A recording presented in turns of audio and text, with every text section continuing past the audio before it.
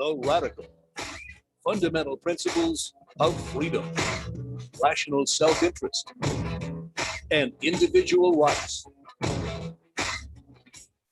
This is the Yaron Brook Show. All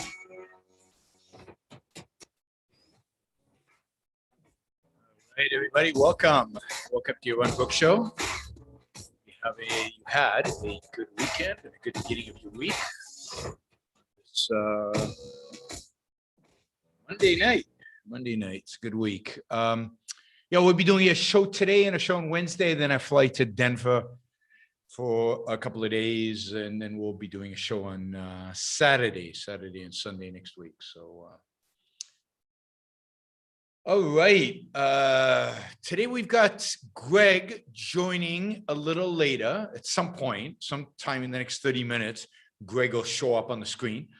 And Greg Salmieri, and we'll be talking about, we got a bunch of questions from when Greg was on a few days ago.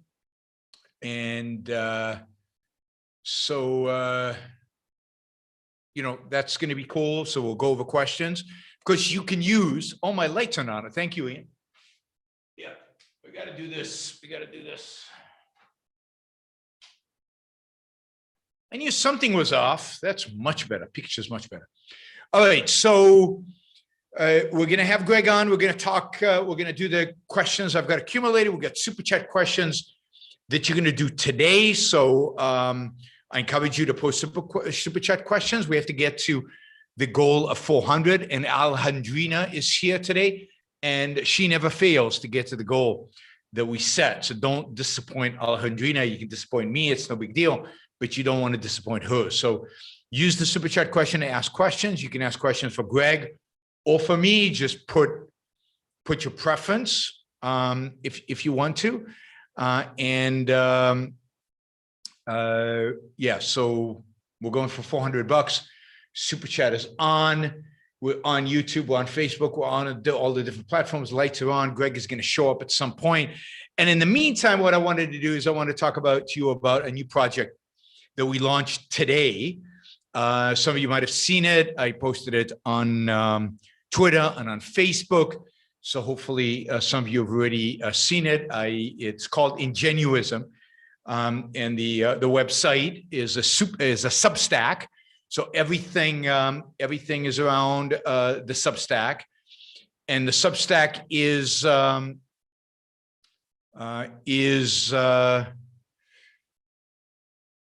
a new platform. It's a new kind of, it's a blogging platform. It's a platform that allows you to, to post your blogs, and then people subscribe, and people can actually, you can monetize it. So you can ask people to pay for the subscription.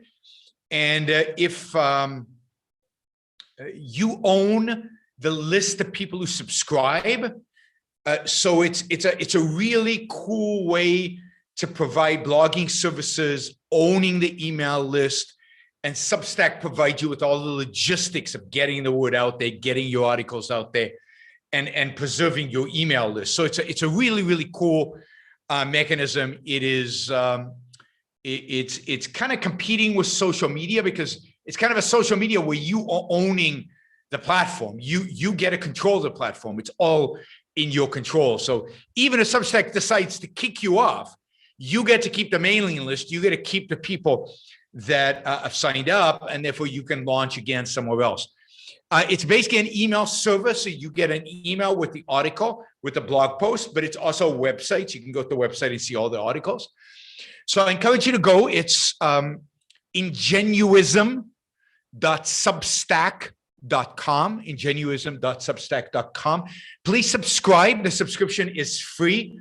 It's going to be free for a while as we build up our readership. The subscription is going to entail one essay, probably one essay, significant essay a month. You'll see the first essay was published, kind of introducing the whole topic, introducing the project, and then you'll also get a newsletter every week. The newsletter would include a short essay, maybe a couple of short essays, and then some links to articles, book reviews, things like that we find interesting all along this theme, which I'll talk about in a minute, that we're calling Ingenuism. So please go to ingenuism.com or ingenuism.substack.com and subscribe, and hopefully you'll enjoy the content and enjoy the what we're doing. The content's going to change, it's going to develop, and it's going to grow. It's going to start with this essay once a month, newsletter once a week, and then interviews. I've already filmed the first interview. The first interview is with my business partner, Robert Hendershot, describing the whole idea of Ingenuism, what it is, and everything like that. Once I sent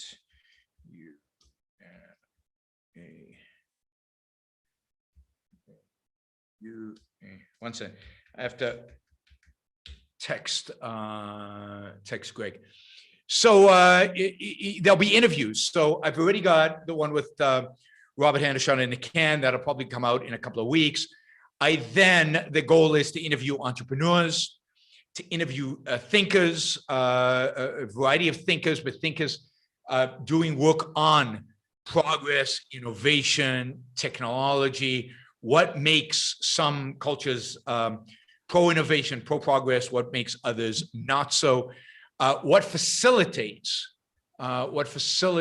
innovation. Hey, Greg, I'm going to keep you muted or stay muted for a while. I'll finish up this introduction and then we'll go to that. All right. I think it's working. Okay. So we're going to be doing interviews. As I said, I've already got Robert Hendershot. I think we're going to get an interview with the CEO of Boom. I talked to him today.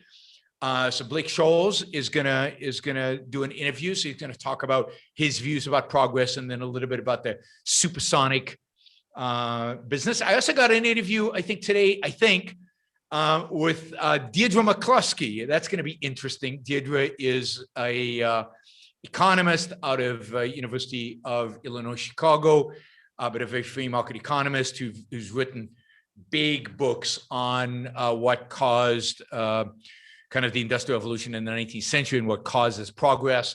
Her ideas don't align completely with mine, but there's a lot of overlap, and it's going to be interesting to interview her and bring her on. But the idea is to try to get as many entrepreneurs and as many thinkers as possible to talk about these ideas around innovation, ingenuity, progress, and the kind of cultures that they require, the kind of people as individuals, the kind of individual traits that are required to be an innovator, an entrepreneur,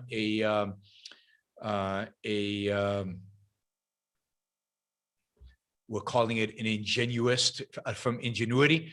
We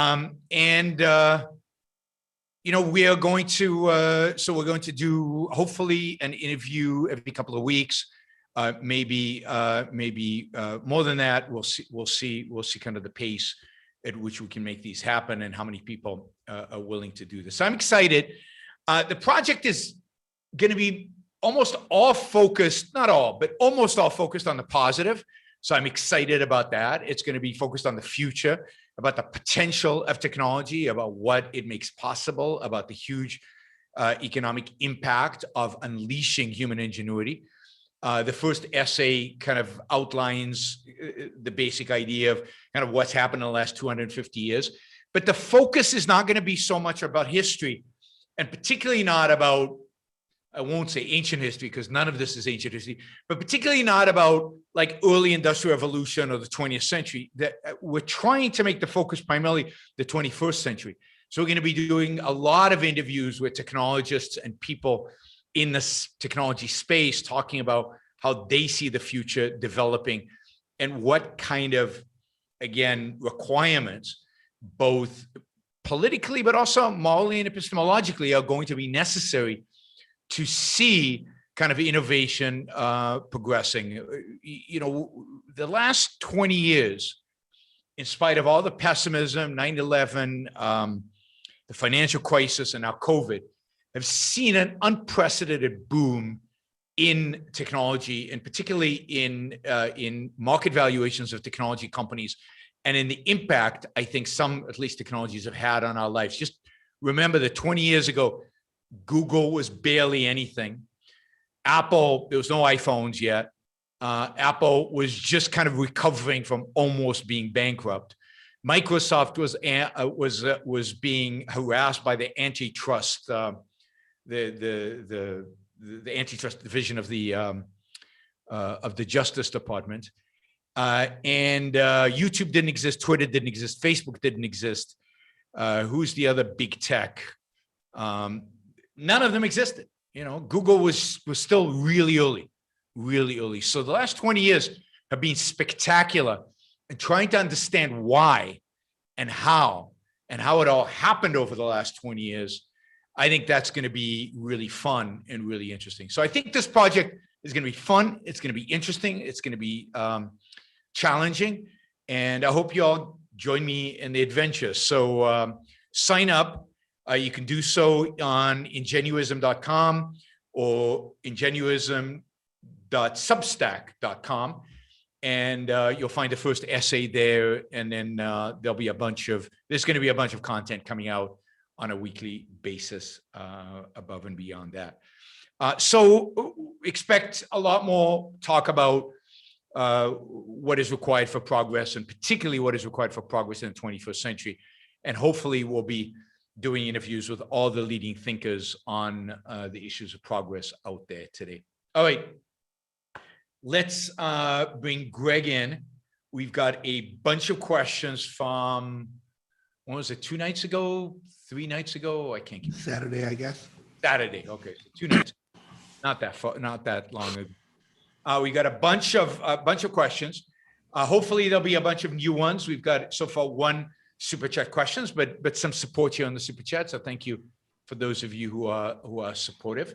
So let me say first, I'm excited about this new project of yours. You kind of dropped hints before that you were doing something, but I hadn't heard just what it was, and I signed up while you were describing it. Cool, excellent. So yes, I mean, it all comes out of some brainstorming my partner and I were doing about what we'd like to be doing in our, I won't say old age, but the kind of the hedge fund we're doing right now is somewhat mature, you could say. It's still making, it's still making good returns except for last year, but it's still doing well. And but it's probably got 5 to 10 years, probably 10 years of life in it. And so we're looking at other things we could be doing, and everybody seems to be having fun on the tech sector. So we were looking at things that we could add to thinking about tech. And this is his idea coming out of teaching in Silicon Valley for many, many years, MBAs and undergraduate business students. And so it's really building on stuff that he's been doing for a long time. He's not an objectivist, but he is quite a fellow traveler and definitely sympathetic. And we share a passion for technology and progress and freedom. All right. Anyway, let's jump into this. Let's see. Okay. Well, we got cut off when we were talking about the issue of, is Descartes a good guy or a bad guy overall? Oh, okay. Let's redo that, because I do have a question about that. Because I'm reading this. I'm reading a series of novels. I think there are 8 novels. I think I'm on novel number 7, called the Baroque cycle, and it kind of covers Europe from 1760 to 1716, and it primarily is focused on some of the disputes between Leibniz and Newton, but around that, it builds an entire world of characters, all dealing with the politics and the Enlightenment discussions and debates going on at the time. So it's kind of fascinating. And of course, Descartes comes up a lot because Descartes is part of that discussion. I think he's not alive anymore, but a lot of what's happening is on the basis of some of the work he did. And to what extent, so here's my question, then you can integrate it with, I guess, the rest of it. To what extent is Descartes responsible, at least on the positive side, for breaking away from strictly religious thought, right? In a sense, bringing philosophy back, asking important questions, even if his answers are wrong, and setting the stage for the rest of the Enlightenment? I would say he's part of a series of figures, and I think of Bacon, Descartes, and Locke as the three main ones here, and they come in that order historically. Yeah. And so maybe Bacon and Descartes are the first two because Locke very much is influenced by at least Descartes and probably Bacon, who have a few important things in common. And these important things in common, in my view, are all to the good. And then what distinguishes Descartes from the bunch, is unfortunately to the bad. But they are, first of all, they're anti-scholastic, they're anti-establishment. There's a whole university structure and way of getting credentialed and things that you're supposed to know, and it's all a lot of arguments from authority. And there is a lot of, by this time, Aristotle is very much integrated into the curricula. So it's not like they're just, saying stuff mystically. They're giving arguments for a lot of it, but it's very much in a kind of hidebound traditionalist way. And the arguments are to, a lot of the argumentation in this scholastic tradition is to use a phrase Harry Binswanger used in another context to describe modern academia. It's minutia seeking, this kind of quibbling about little petty details or something. And so Descartes and Bacon and Locke, they're all sort of writing separate from that. They're not, they've been through university, they have degrees, they know the kind of basic stuff. They thought, and in fact, I'm as smart as these guys, I'm as smart as the teacher. I could have been, and Descartes says this in his book, I could have been admitted to become a teacher at the same university, but I just, I don't buy it, right? And so they're going their own way, they're doing a different thing, they're kind of breaking with the tradition, and a tradition that's very authority-based. Mm-hmm. And very much has a feeling of like there are certain people who are geniuses and they learn the stuff and now they know the lore and they're qualified to pass it on to the next generation. And they're very much challenging received wisdom, thinking a lot of this stuff is BS. There's nothing so crazy to think that you can't find some ancient text that is arguing for it, and the arguments usually aren't that good. And there are people in our generation and every generation who are as smart as the people of ancient times. And we shouldn't be kind of beholden to them. We shouldn't be perpetual students of the ancients. We should be breaking out on our own and trying to figure out what's true. And it's possible for anybody to figure out what's true if you have the right method. So what you see as a theme in a lot of these texts is, it's not that you have some special innate ability. It's not that distinguishes you from other people. It's not that something's been revealed to you that hasn't been revealed to other people. You just got to find the right method and do it the right way. And Descartes says, if I've seen more, it's because and Descartes had some real discoveries in mathematics, right? So he has some laurels to rest on. It's not that I'm a special genius or I had the best teachers. It's I came upon the right method. And if you follow this method, you'll have good results too. And you can tell that they're true for yourself. You don't have to take it on my authority.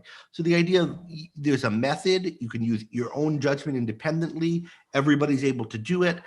And all you have to do is put the work in and you can get knowledge. So that's, I think, something in common among these three. Again, Bacon, Newton, Locke, Descartes. Bacon, Descartes, Locke. Common to these three, and also common to them is that the method is what we call foundationalist. There's the idea that there's certain basic knowledge that everyone can tell is true. It forms the foundation of knowledge, and then we're going to build other knowledge up on this basis. And more than just being foundationalist, it also aspires to a kind of depth of understanding that some of the later thinkers who were also foundationalists didn't have. They're not just like, we can sort out the appearances and kind of predict them. They're aiming at like real science where you understand things deep down from causes. And all three of these thinkers have this. They think you could do it in different domains, and all of that is good. But when you think about what's distinctive to Descartes, particularly in the context of there are other thinkers like Bacon who have all that stuff and who are prior to Descartes, it's two things. One is a certain method for identifying the foundations of knowledge, the method of doubt, where you come up with extravagant skeptical scenarios, and then you try to show, I could show there's something I would know even in this crazy scenario. The skeptical scenarios people had been doing before him, but Descartes had this idea, I'll find a foundation for knowledge by finding something that even if I conjure up the most arbitrary skeptical scenario I can, the most extreme one, I would still be able to know that I exist. And that's, his foundation of knowledge. So that's one thing that's distinctive to him. And another is what he gets as a result of this, which is what we can call what's often called the prior certainty of consciousness. The idea that the fact that you are conscious is for you not only a basic piece of knowledge, a kind of axiom, which he's right to think it is, and maybe one of the first to identify, but not only that, it's an axiom, and the existence of anything independent of you is not. It's something you have to reason to from first knowing that you're conscious. And Locke, unfortunately, inherited that idea from Descartes, and the whole early modern tradition gets off, I think, on the wrong foot with this idea, because they're in effect all trying to start with the contents of their own experience and prove that a world exists apart from them. And you get something kind of along the lines of the problems we were talking about in the video we were looking at the other day. So I think all of that is really bad and really undercut something that was tremendously positive in this tradition, namely the focus on method and the focus on foundations. And it's worth noting those things are in Bacon without this primacy of consciousness element. So yeah, can you say a little bit about Francis Bacon and why Descartes is so much more well-known than I think Bacon is? I mean, Bacon, my sense is, had a large influence on the early scientific revolution. Okay. And exactly what the strands are and so forth, it would be, I don't know enough to trace, but I mean, I think people read him, and I think he had an influence on the experimental method. And so I don't think he kind of died on the vine, so to speak. Yep. But in terms of the main philosophical tradition, Locke certainly was influenced by Descartes. Hume and Leibniz and all of these kind of people come out of Cartesian thinking. And I'm not sure why that is, possibly because Descartes was more interested in proving things about the mind that led to that, although Descartes didn't write much on ethics, a little, but were related to questions of the immortality of your soul and the kinds of specifically philosophical questions that that we think of him more as a main figure in the history of philosophy, and we think of what came out of Bacon as more part of the history of science. Yeah. Good. And just because I'm curious, where do you put Spinoza in that kind of sequence? He's in the Cartesian kind of strand, I would say. I mean, he's similar to Leibniz. He's one of these kinds of thinkers. And I don't know, I'm not an expert at all in Spinoza, and I don't know to what extent he would have engaged with Bacon, but it's very rationalistic. It's not experimental. It's not about, but there are some really good ideas in it, particularly about freedom of religion, as there are in Locke. Yep. It's, I think of Spinoza as a... He knew firsthand. I mean, yeah, that's Spinoza knew firsthand what freedom of religion or lack of freedom of religion meant. And I think of Spinoza as sort of a rebirth of Stoicism in some respects, where certainly in his ethics and in some of his metaphysics, even the idea of one nature that's God and they're somehow identical. What's distinctive about Bacon in his method is, even though he's a heavy critic of Aristotle, it's essentially Aristotelian in the idea that you build up from sense perception to principles that explain broad amounts of sensual perceptual material. And he's specifically contrasting himself to both empiricists and rationalists. Empiricists who are too just about the appearances and predicting appearances, and rationalists who have these floating abstraction principles that they don't really get from experience. And his criticism of Aristotle is he's basically a rationalist. He says he gets the principles from experience, thinks Bacon, but he looks around and he jumps to some huge, highly abstract principle. There's form and matter or whatever. And Bacon thinks you have to really be careful to go up in small steps and eventually get to these overarching principles. So I think Bacon's a figure that deserves a lot more study. He's someone who I've, keep meaning to read more of than I have. And there's a whole interesting history coming from him. So there's his influence on the early scientific revolution. Then there are these 19th century thinkers, Whewell is one of them and Babbage is another, who kind of tried to revive Bacon and get his, get a kind of revival of interest in him. There's an interesting book by Laura Snyder, The Philosophical Breakfast Club, about this group who got together and on Sunday mornings, I think it was, read Bacon and tried to put it into practice. And it's an interesting book on this episode in history. Interesting.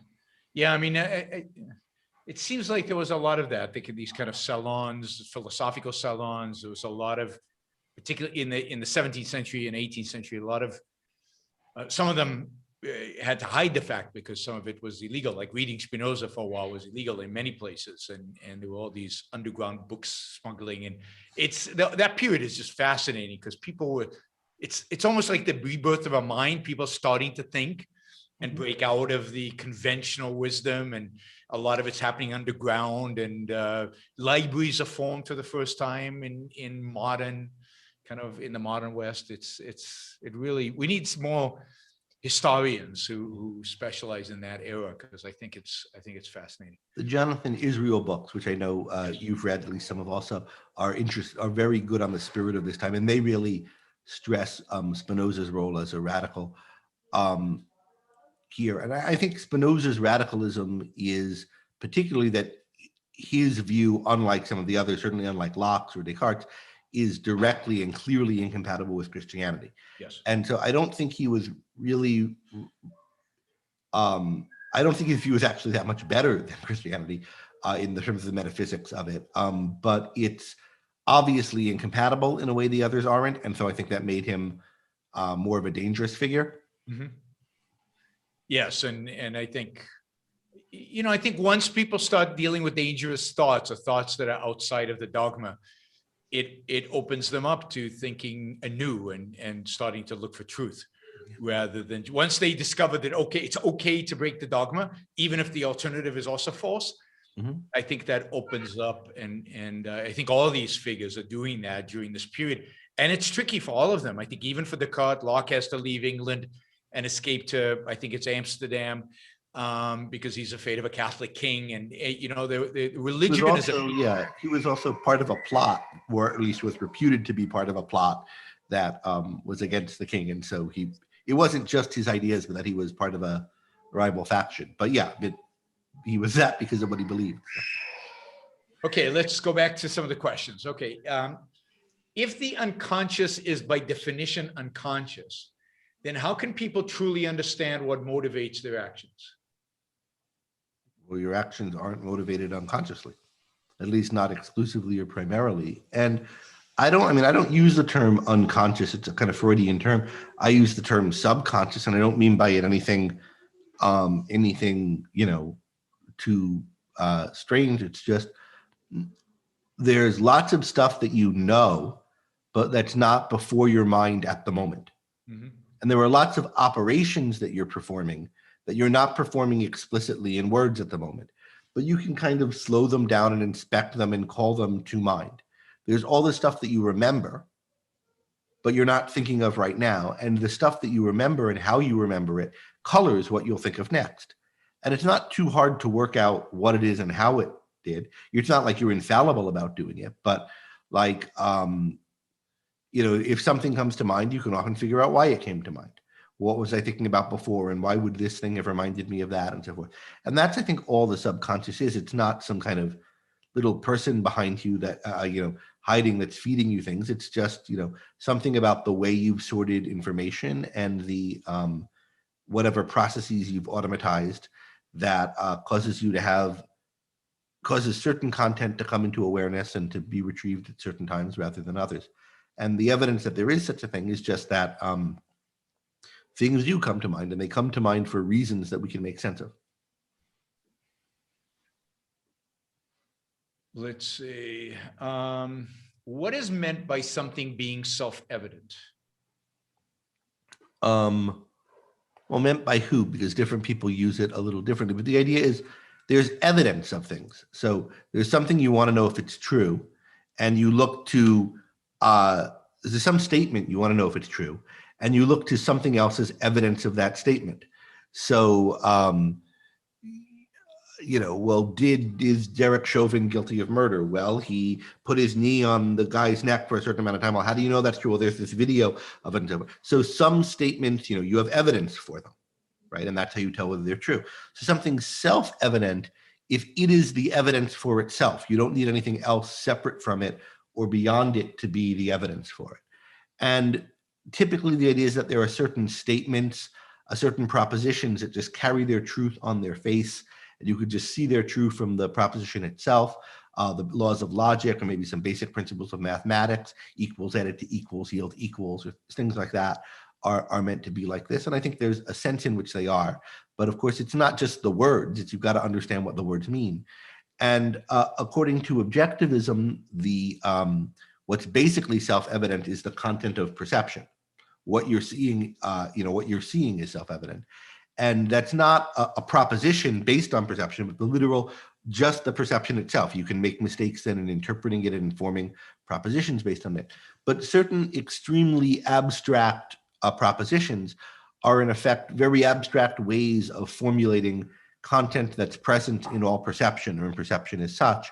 And things like A is A, existence exists, consciousness is conscious, would be examples like this. And that's what it means to call such statements self-evident. They're articulations of what you can just tell by being aware at all. And of course, that assumes that Donald Hoffman is wrong. Yeah, if existence exists. Actually, Donald Hoffman is wrong is self-evident. Well, no, because No, you have I to know what he says and so forth. We could have him wrong, but that you're not aware of reality, that is self-evidently wrong. Since Hoffman's name came up, somebody's got a question. What are the philosophical repercussions of Hoffman's view? Would we reach different ethical political conclusions if we held his view about reality? Well, he doesn't think there is a reality. And if you don't think there is a reality that you can know, then you don't think you can base right and wrong on reality. And then we'd have to see what he does base it on, or how he does create it. But you can see where he's going with it. He thinks that the fundamental reality is consciousness, and that our individual consciousnesses are some multi-user interface to some collective consciousness construct that's behind everything. And that would tend to lead you in a direction of kind of collectivism or superorganismic view, I would imagine, but I don't know what he thinks about ethics, if he has specific thoughts on it. I think and the philosophers who have similar views as him, it's always led to the negation of the individual and some form of collectivism. Yeah, well, it sounds like Hegel, and you'd expect it to lead to something like that. Yeah.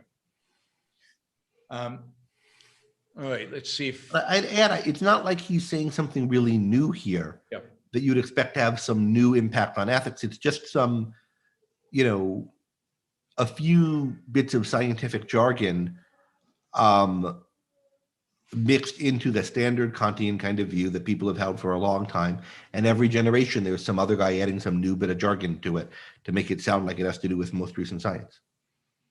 So he's just sort of treading water. I don't think he's really, bringing us in a different direction. He's just today's flavor of the direction we've been in for a while.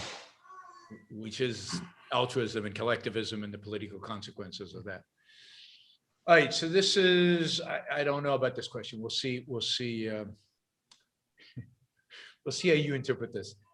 Okay, some donors were promoting leftist outreach for Greg via the Pitt Quarterly, and for Iran via Pacman. That's, I guess, my interviews and debates with Pacman. Was there any debate about the value of that versus coalitions with pro-liberty rights or libertarians? The Pitt Quarterly, I don't even know what that is. I don't know if anyone was, I don't know what the publication at the University of Pittsburgh, but I don't remember anyone ever mentioning me in it. It seems to me, I'm not in favor of coalitions in general, whether with the left or the right, unless they're on super specific issues, change this law or here or now or whatever. It seems to me that we have a fair amount of outreach or relationships with the better kind people in the better kinds of groups on the right. If there are opportunities for more of those, that's great. But it seems to me like that base, is being pretty well covered. If there are opportunities with some better people on the left that people can find, and they're not issues of compromising and sucking up to them or forming a coalition with them for something that we don't support, but just, getting heard in places we wouldn't otherwise, then that's a good thing to happen. And that's true on the right too, if there are places where it's not already happening. But again, it seems to me it is and has been for some time happening there. And attempts to make it happen more have too often led to disappointments, as I think happened with the Tea Party. Yeah, let me just, a few things about this one.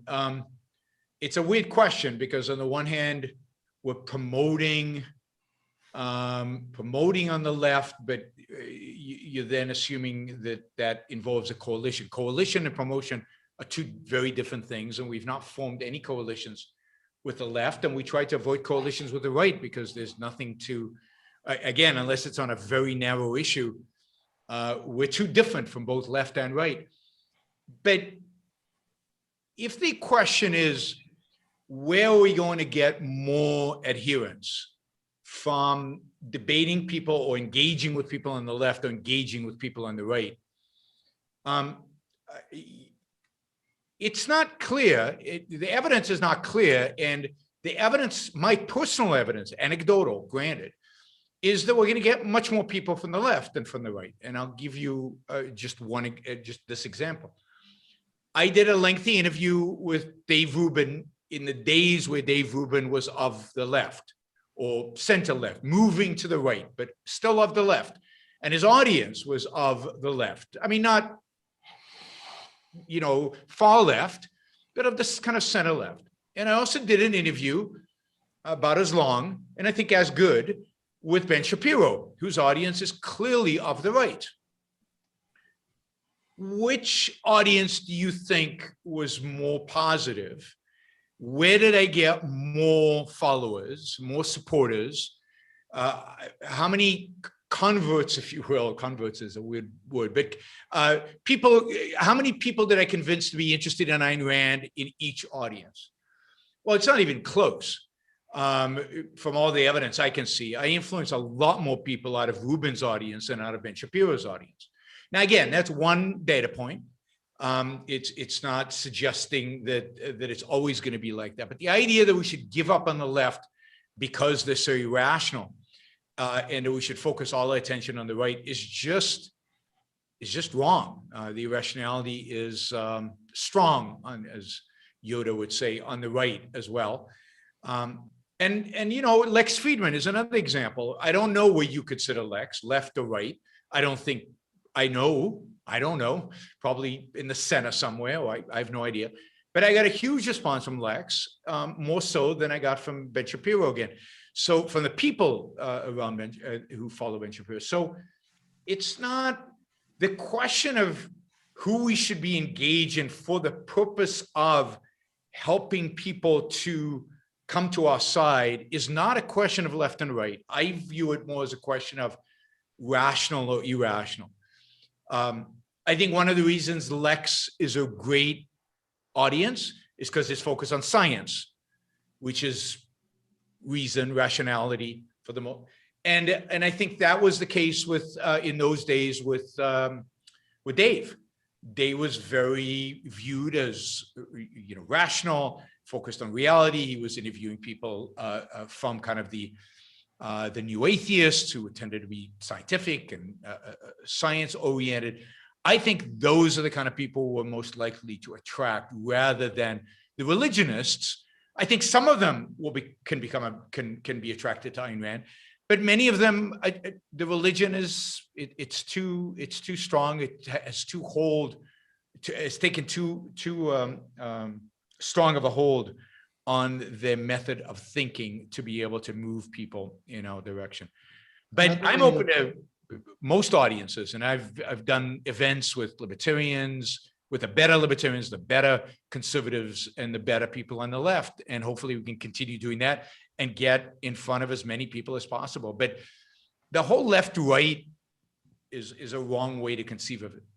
Irrationality, the intellectual spectrum, the political spectrum is shot through with irrationality, left, right, and center. You think about like the leftist professors or whoever you want to think about it, who you think are the source of today's left. They're equally the source of the last 30 years of right-wing thinkers.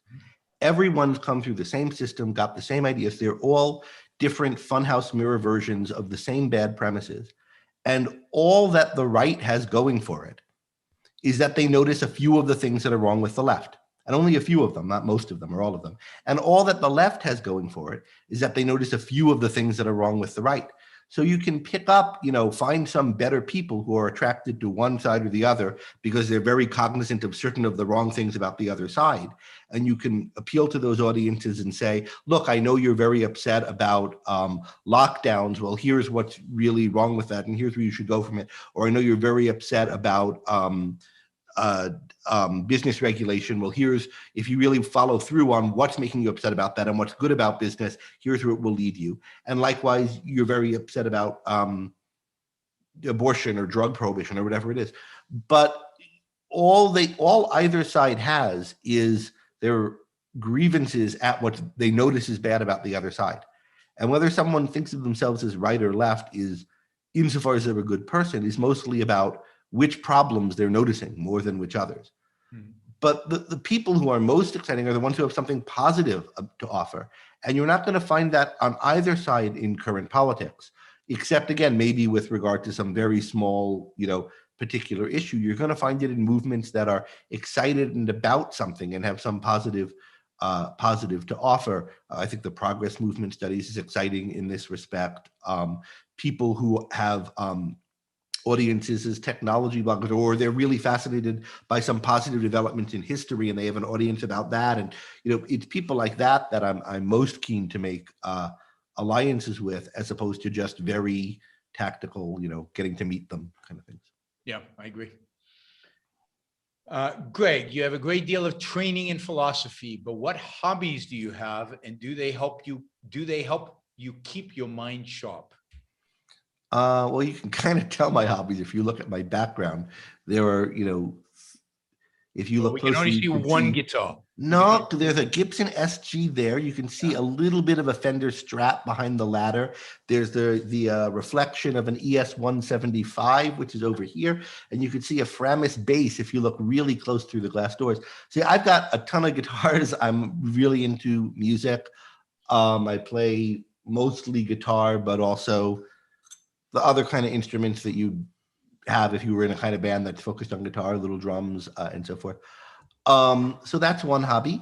I think I have two real hobbies: music and cooking, and I'm pretty into both of them.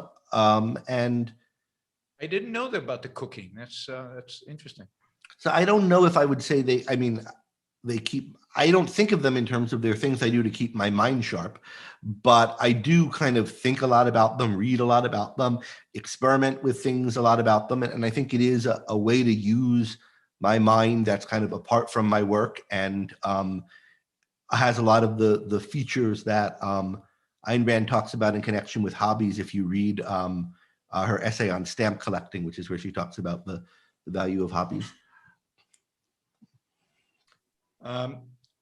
What kind of music do you like? Who are your favorite artists? I think it's going to be all epistemology. I like a lot of kinds of music. Or is he asking that for me? Or, yeah, that's for you. I like a lot of kinds of music. The kinds of music that's at the intersection of what I like and know how to play or have the skills to play is, well, I'll just give the path of how getting into it. I loved the Beatles when I was younger. I still love the Beatles. I think they're really talented as songwriters, and the arrangements are great. And from there, I branched out into different styles of popular music, mostly eventually into two related things: the kind of singer-songwriter style, and Bob Dylan is someone who I really like and have listened to obsessively at a certain period in my life and know a lot of his songs and can play them and so forth. And we could talk about him. He's a mixed bag in some ways, but I think really good at what he's good at. Mm-hmm. And then blues, and particularly, I mean, I've listened to the whole gamut and genre of blues I listened to a lot of early acoustic blues and things like this, but my favorite genre is Chicago blues, particularly Muddy Waters and Little Walter. I also like Junior Wells a lot. I like in earlier acoustic blues, Robert Johnson, of course. I really like Leroy Carr, who people don't know enough about even in this style, and he's a kind of just interesting figure in the history of this music. And I also am a big fan of there's a period in 1966, and it's really just a year or two, where there are kind of white American kids getting into the blues and starting to form blues bands and play them, some of whom had like hung out with Muddy Waters and these Chicago blues musicians and played with them. And so it's much more authentic than the British invasion kind of blues stuff. But it's got this interesting thing of like people who didn't come from the culture and the particular milieu in which this music evolved out of, who are getting involved in it. And I think it's sort of an interesting period historically. Just you get these white kids going to tough Chicago clubs that they're not allowed into, and certain figures take them under there. It's just sort of interesting. You get these racially integrated bands, which I think is interesting. And some of the music that comes out of that is really interesting exploration-wise. I particularly love the second Paul Butterfield blues album in that connection, East West. And then that brings me to the other style of music that I really like a lot, which is jazz. And there are a lot of different things in jazz that I like, but I'm a particular fan of gypsy jazz, which Django Reinhardt is the kind of archetype figure for. And there's a really wonderful revival of gypsy jazz happening now with a lot of good bands. And I listen to them a lot. Particularly, I like the Django Fest All-Stars, who tour America every year when there's not COVID. And if you get a chance to see them with Ludwig Briere on accordion and some of the other players, they're really good. Cool. Again, if you like that style.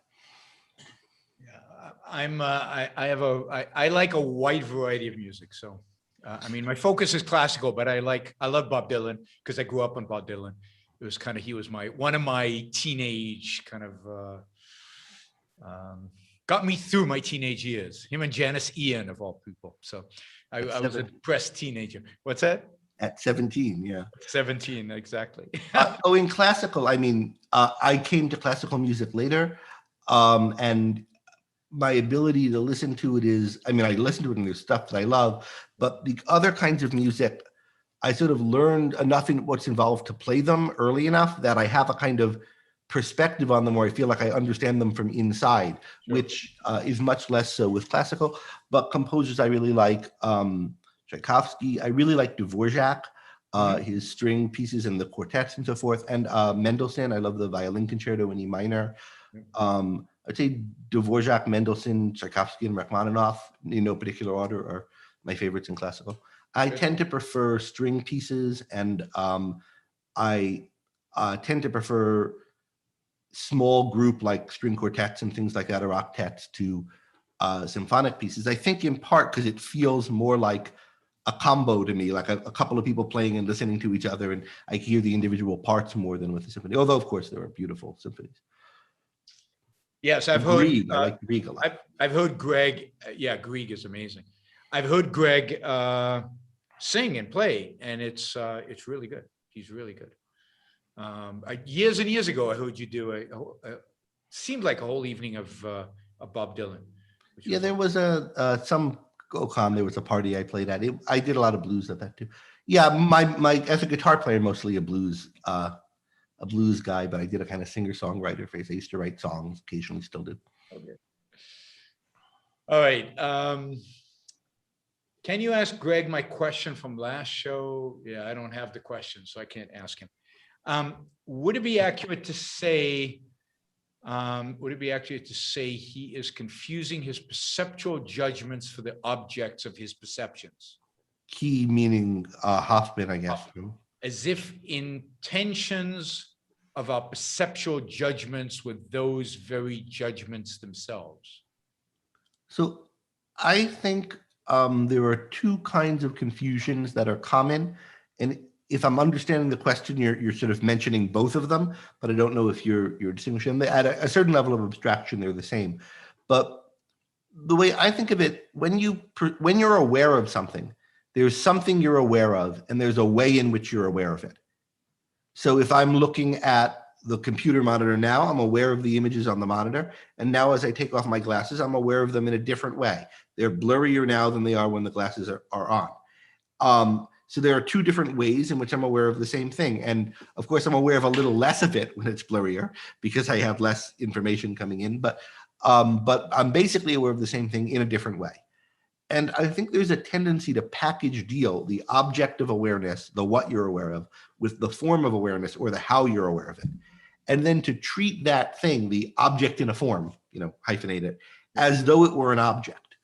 And I think most arguments about we're not seeing things the way they really are amount to doing that. And that's what I think Hoffman's arguments do.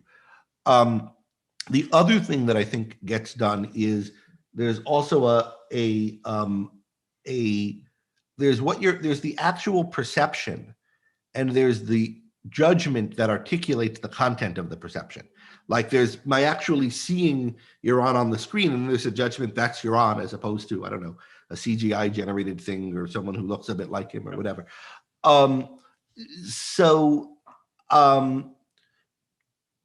You can never fully capture the content of any given perception in a sentence, nor can like any sentence describing what you see will leave out lots of stuff and bring in lots of stuff that's not literally present in the perception. Not that it's distorting or misguiding, it's just, but when you call something a man, for example, that you see, part of what you're doing by calling him a man is comparing him with all the other things you've seen that are men, and they're not part of your present perception at the time. And you're also leaving out tons of details, right? So there's a mental act of subsuming what you see under concepts and forming judgments. And that mental act is further mental work over and above what's involved just in the perception, and generates a new form of awareness. You're now aware of it in a new way, conceptually. And there's also a tendency to just kind of package deal relatively simple descriptions of what you observe. I see a red tomato or whatever, with the perception itself. Yep. And I think you also see that going on in the Hoffman thing. And I talk about both of these a fair amount, and I gave a course a while ago. It's one of my favorite courses I've given. Lecture series courses that at an Objectivist conference, called Objectivist Epistemology and Outline, which I'm told is going to be released on campus soon. You can get it for like $2 or whatever it costs from the bookstore in the meantime, but it's supposed to come up on campus in a new version soon. And I talk a lot about those particular conflations in that course. Good. Is Ayn Rand the first philosopher to identify the intrinsic subjective objective trichotomy, or did someone else do that first? Certainly in those terms, she is. I can't think of someone else who I would say did that, although on certain issues that are instances of it, you might be able to find someone objecting to both sides.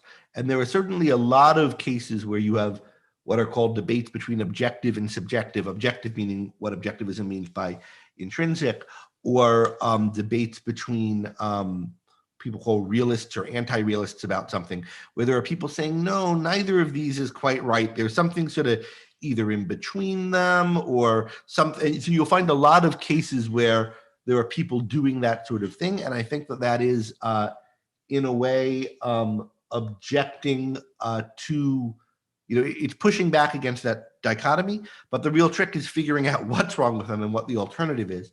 And I can't think of anyone who's done that other than Rand, and certainly not anyone who's done it before Rand. Someone saying my valuing course needs to be a book, but the value, sorry if I'm picking up on chats without super chats, but the valuing course from Ocon back whenever that was, is just a sort of rough draft of, not rough, but it's kind of prep for chapter 3 of A Companion to Ayn Rand. And that's already a book. So if you're interested in that course, just read the 3rd chapter of A Companion to Ayn Rand, which is on her view of values. Good. Egoism and egotism, the same thing. Is egotism more like greed is good and hey, I'm great and I know it and you should all be aware of that? I know this is a kind of lexicography question. It's one that Ayn Rand, if you read the definition of the introduction to the 25th anniversary edition of The Fountainhead, she mentions having used the word egotist somewhere in the book, where she would now use egoist, and a dictionary that she read, she thought misled her on this. But I don't think of this as a really a philosophical question. There are,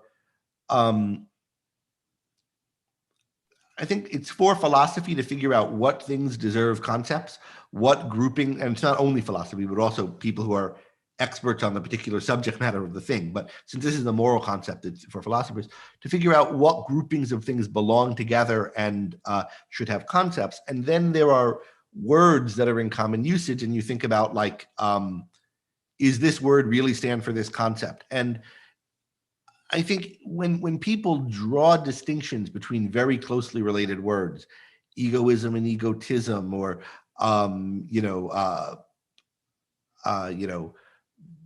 knowledge and understanding or whatever, it's not that the language already has those two clear-cut, distinct concepts well formed in the language, and these two words happen to be that. People are generally confused. The concepts are generally vague in people's minds, and there are two near synonyms. And somebody who sees that there's an important distinction to be made distinguishes them and picks one word for one and one for the other. And there could be lexicographical reasons that make it a little better to choose one or another. But I don't think it's that important. If somebody wanted to use egotism the way we use egoism, I wouldn't be scandalized. I don't think we need a concept for another concept that's a negative concept related to egoism or selfishness. And so I don't really think there's a need for egotism. I know this is something you've talked a little bit about. Because I always think there is a need for a concept. So I'll say a bit about why I think but if you did need one, it would not be good to have one that's like one letter apart. It would be too confusing. The reason why I don't think we need one, or I don't think we should have one, is if you think about all the actions that are actually bad, that get called selfish. Like if you think about the actions that get called selfish, some of them are good and some of them are actually bad. And if you think of all the ones that are actually bad, what do they have in common? Well, they have in common what all bad actions have. They're irrational. Okay, do they have anything more in common, though, that puts them all together into one group and has to do with the self that not all irrational actions have? And I think no, there are important subgroups of them that do. And those subgroups, I think, deserve names. So like some of them are inconsiderate. Yeah. But like if someone cuts you off in traffic and leaves a really poor tip, all right, I'd say those guys maybe are being inconsiderate. But like, I wouldn't say Bernie Madoff is inconsiderate. I mean, he's not considerate, but that's not the problem with him. It's not the same problem with him as with the guy who's a poor tipper. And if somebody, starts a war to exploit, to steal things from people, I mean, I just don't think these people are enough alike, other than they're being evil, that or bad, that I would, because the bad tipper is not evil, he's just a little insensitive or something. So I think if one looks at these cases, they fall into categories, and one needs words for the categories. And some of them, the essential is like, they're not thoughtful enough about other people. And that's the one that I kind of be tempted to, is most tempting to call it selfish.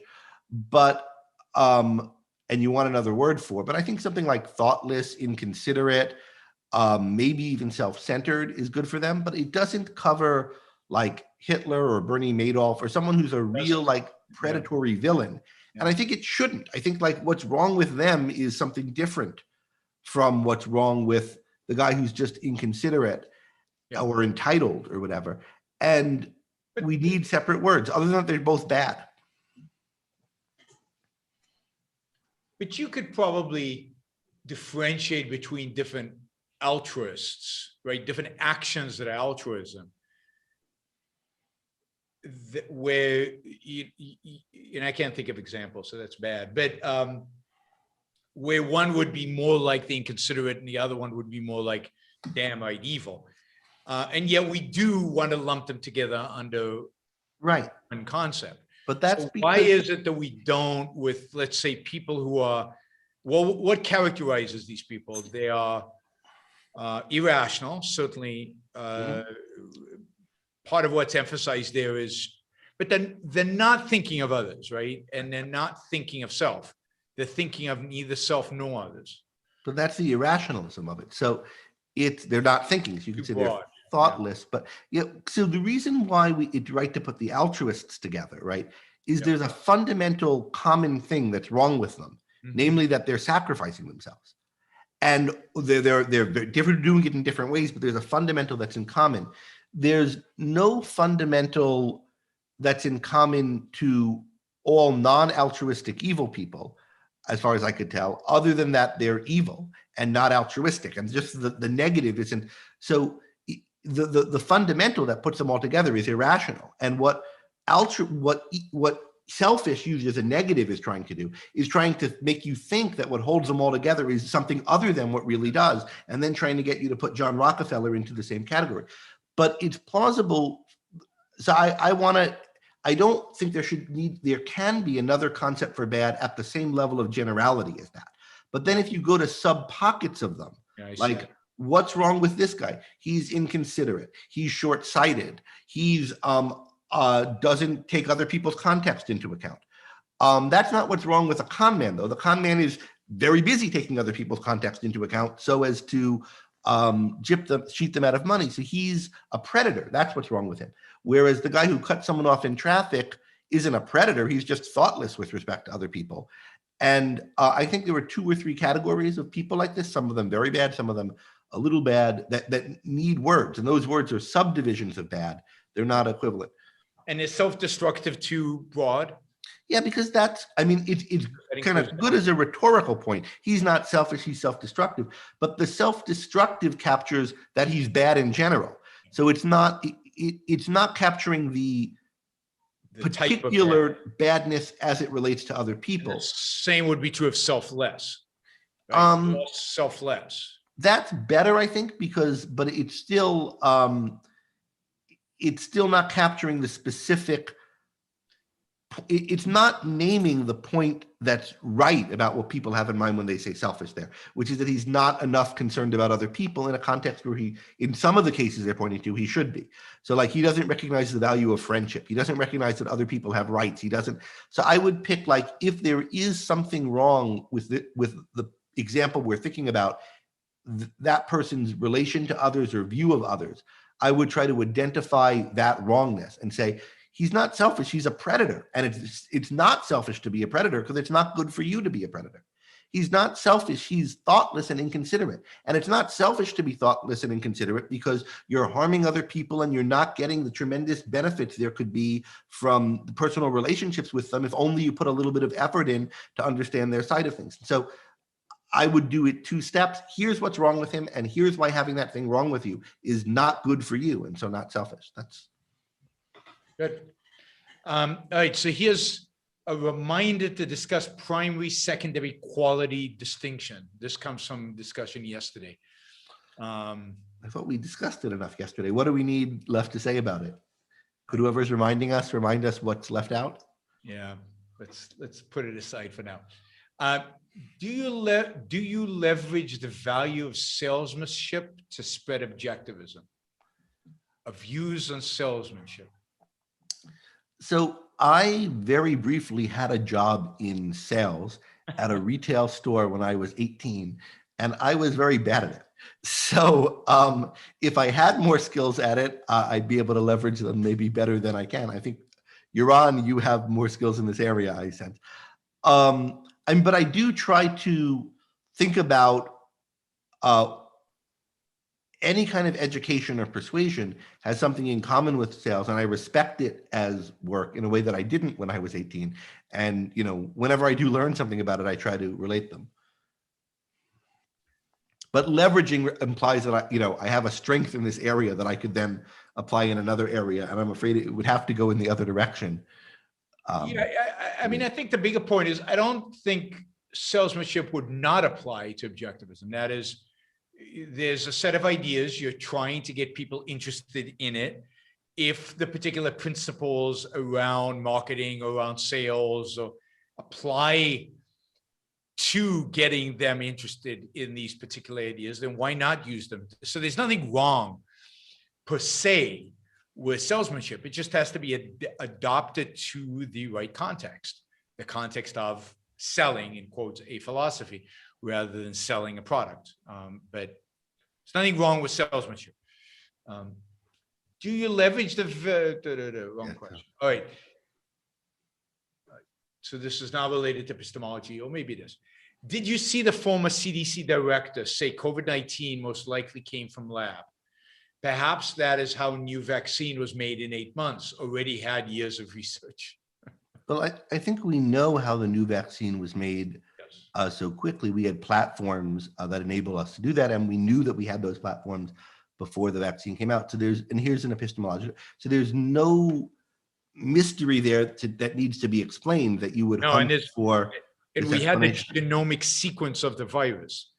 Right. Once we had that, and we had all the labs, the knowledge, and the attempts to do mRNA and other vaccines for years and years and years, it all came together with these vaccines. So I didn't hear whatever particular comment from whichever former CDC director you're talking about. I know there have been people speculating that this could have, since there was a lab that did research on bat viruses near where the outbreak occurred, there's some speculation that it could have gotten into the population via an accident to that lab rather than via just naturally in the wild. I don't know much about that, and I don't have a strong opinion as to whether there's any evidence for that. I just don't know enough about the field. But I think the claims that it's sort of engineered and purposely released and that would explain something nefarious, that I think there isn't evidence for. And I've looked into, I've read some articles that try to see what evidence there are, and there isn't any. But the question of whether it might have, escaped as a lab error, I think more plausible. I don't really know if there's evidence for it. That what it would mean for there to be evidence for it is evidence that supports that specific theory as opposed to the wider field of theories. And I don't know if that's the case there because I don't understand the evidence well enough. But none of that would support why we have the vaccine sooner. We know why we have the vaccine so quickly. Yeah, so I agree with all of that. The CDC director I saw the interview.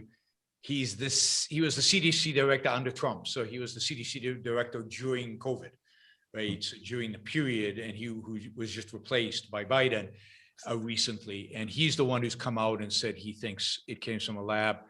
The reason I give it some credence is the fact that Matt Ridley seems to think there's a good possibility that this is indeed the case. And Matt is, I think, quite good on these issues and thoughtful. Doesn't mean it's right. It just means that there's some evidence to suggest this is. And the other piece of evidence is the efforts that the Chinese have gone to not to allow the World Health Organization to investigate that hypothesis.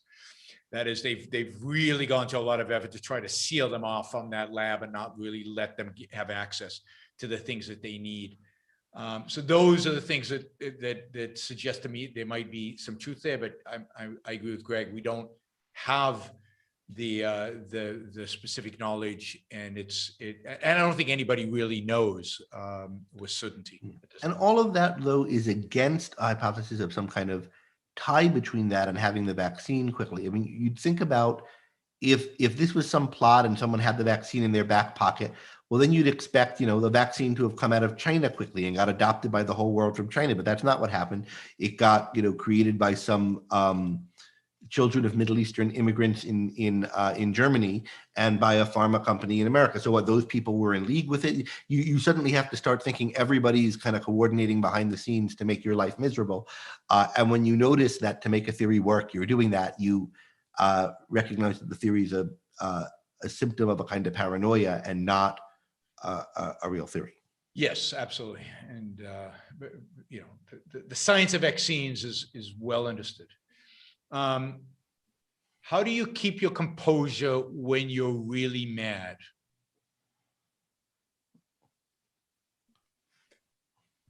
It's an insulting question. I can't act well enough to do something fun with that. I don't know. I try not to get really mad in contexts where I need to keep my composure. And I think it's an issue of just holding context. I myself, I think, a pretty even-keeled person. So I don't find myself sort of hopping mad that often. And when I am, I usually have it in a context, and I don't think of it as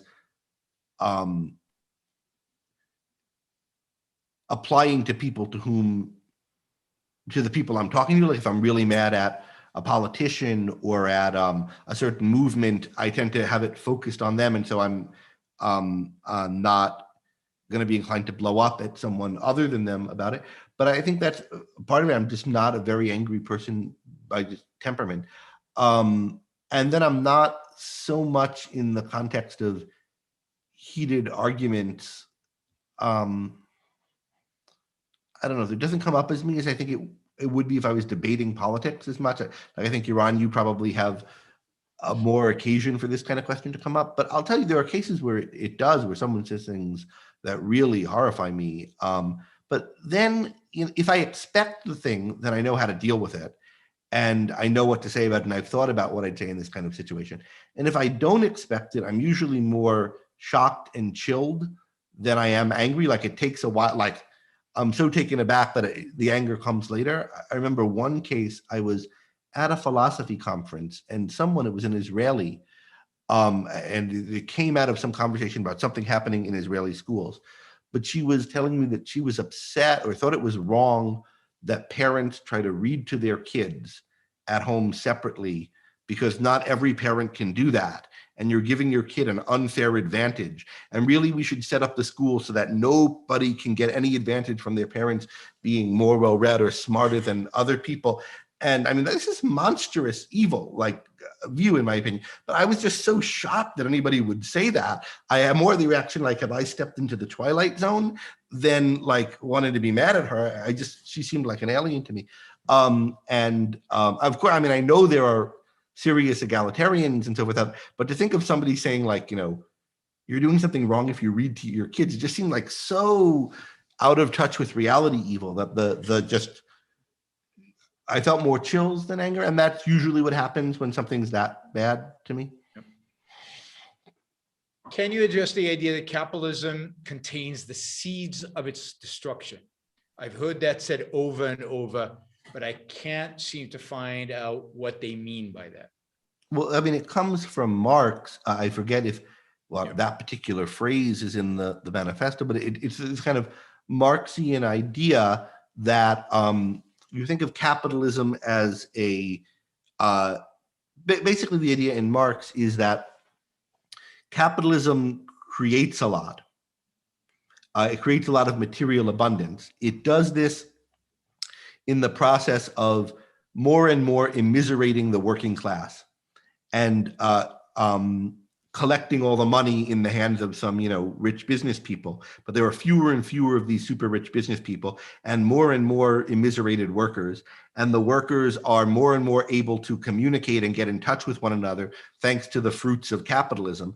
And so this system eventually, and the workers are the ones who are creating all the value, and the business owners are just exploiting them, all according to Marxism.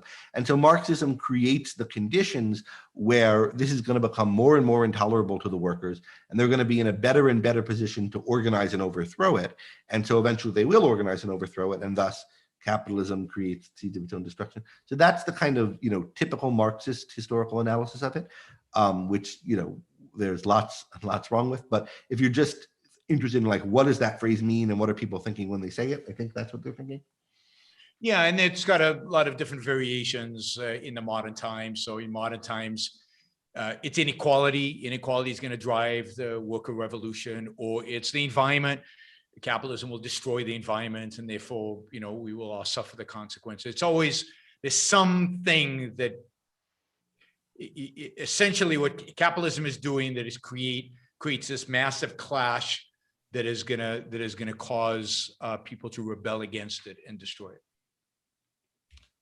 Can you tie Kant to quantum mechanics? No, I mean, I don't really understand quantum mechanics in a way that would let me talk fruitfully about it. And so I don't.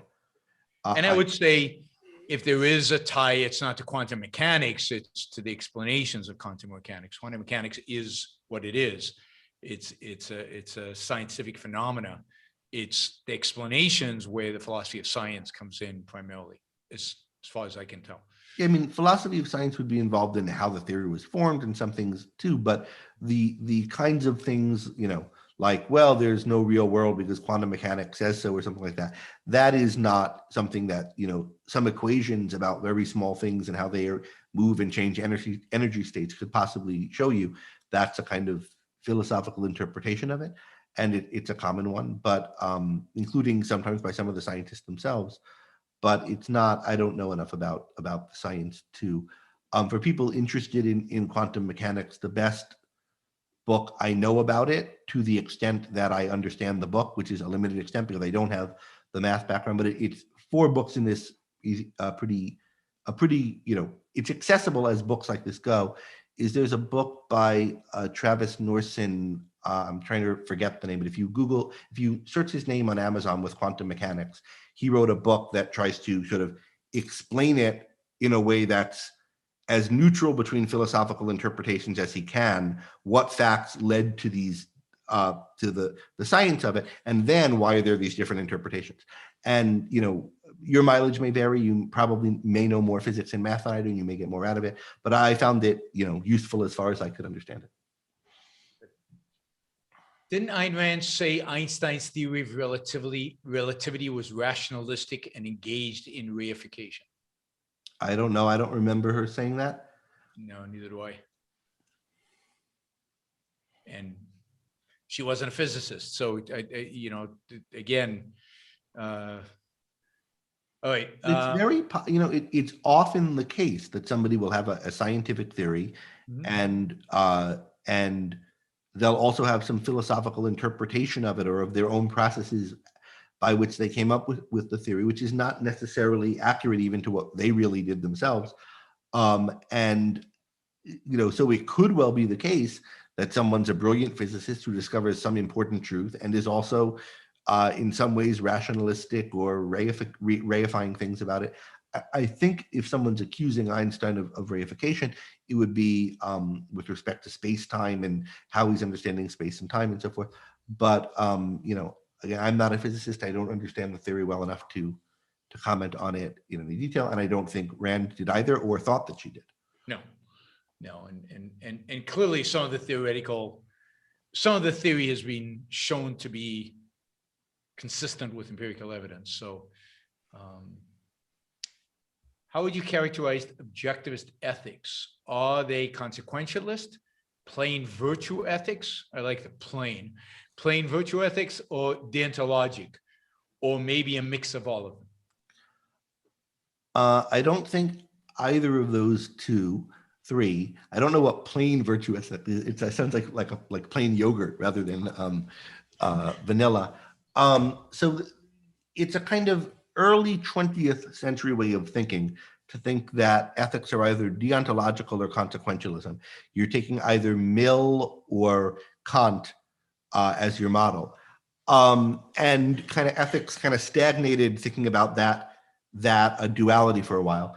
Then, thanks to the work of Elizabeth Anscombe and Philippa Foot and others, virtue ethics started to be introduced as a third alternative, but then it was never quite clear what these 3 are alternatives on and how virtue ethics relates to the other 2. And so that's kind of where this question is coming from. There are the 3 alternatives: virtue ethics, consequentialism, and deontology. I don't think objectivism fits neatly under either of the 3, and I don't think any of the 3 are really well defined in the first place. I can say a bit about why. Consequentialism has the view that certain states of affairs are good, and that basically certain states of affairs are intrinsically good. They're not good for any reason or to anyone, they're just plain good. And then morality is about doing whatever you need to do to make the intrinsically good states of affairs come about.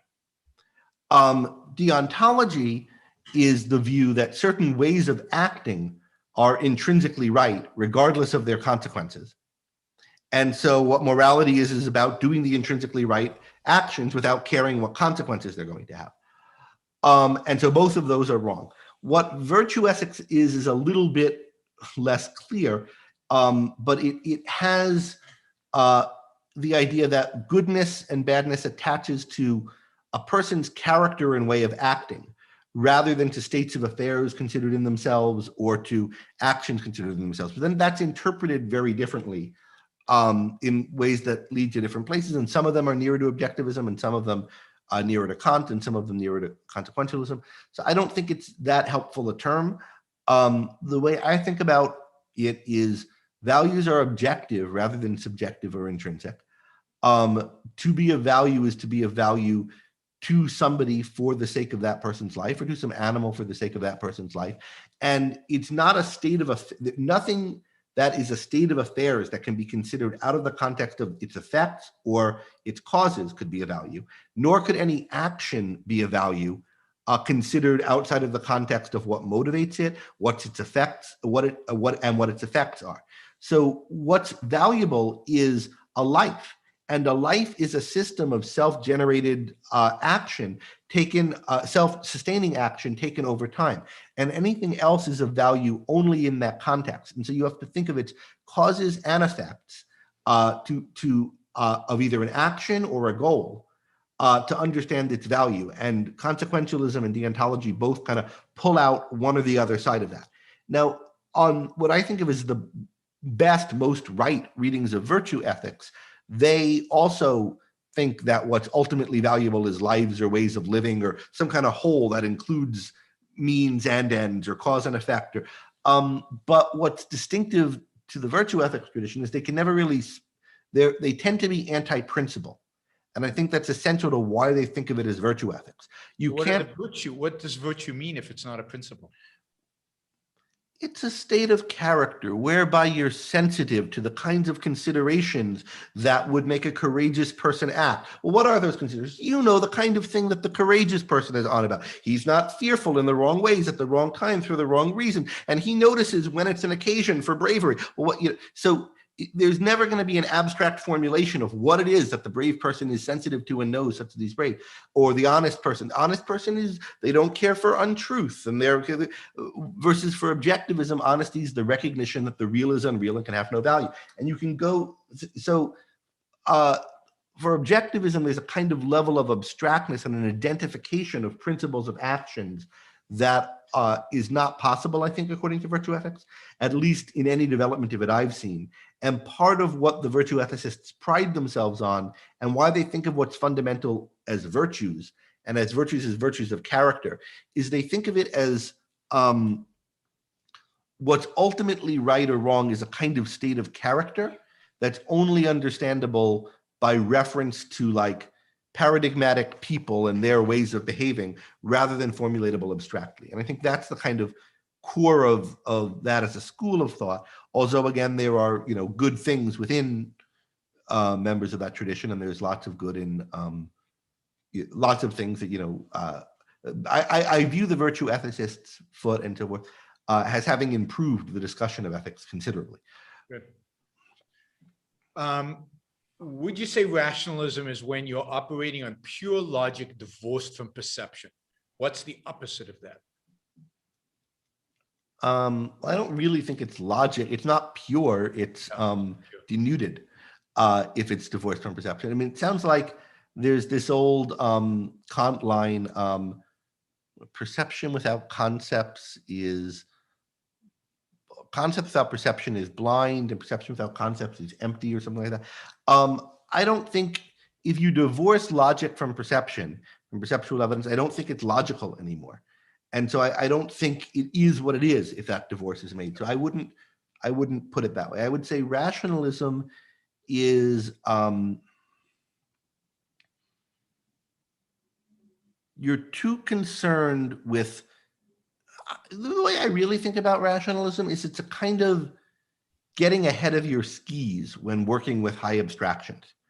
I mean, for people who are like committed and purposeful rationalists, this isn't what it is, but the kind of rationalism that you normally see in people who aren't like committed to a explicit methodology that's wrong. They learn some abstract terms.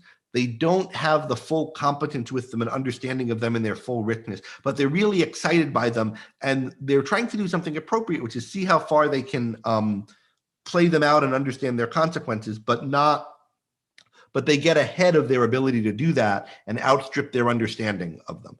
And so they end up kind of just working with words, and they don't notice when they've kind of gotten to the stage where they're doing that.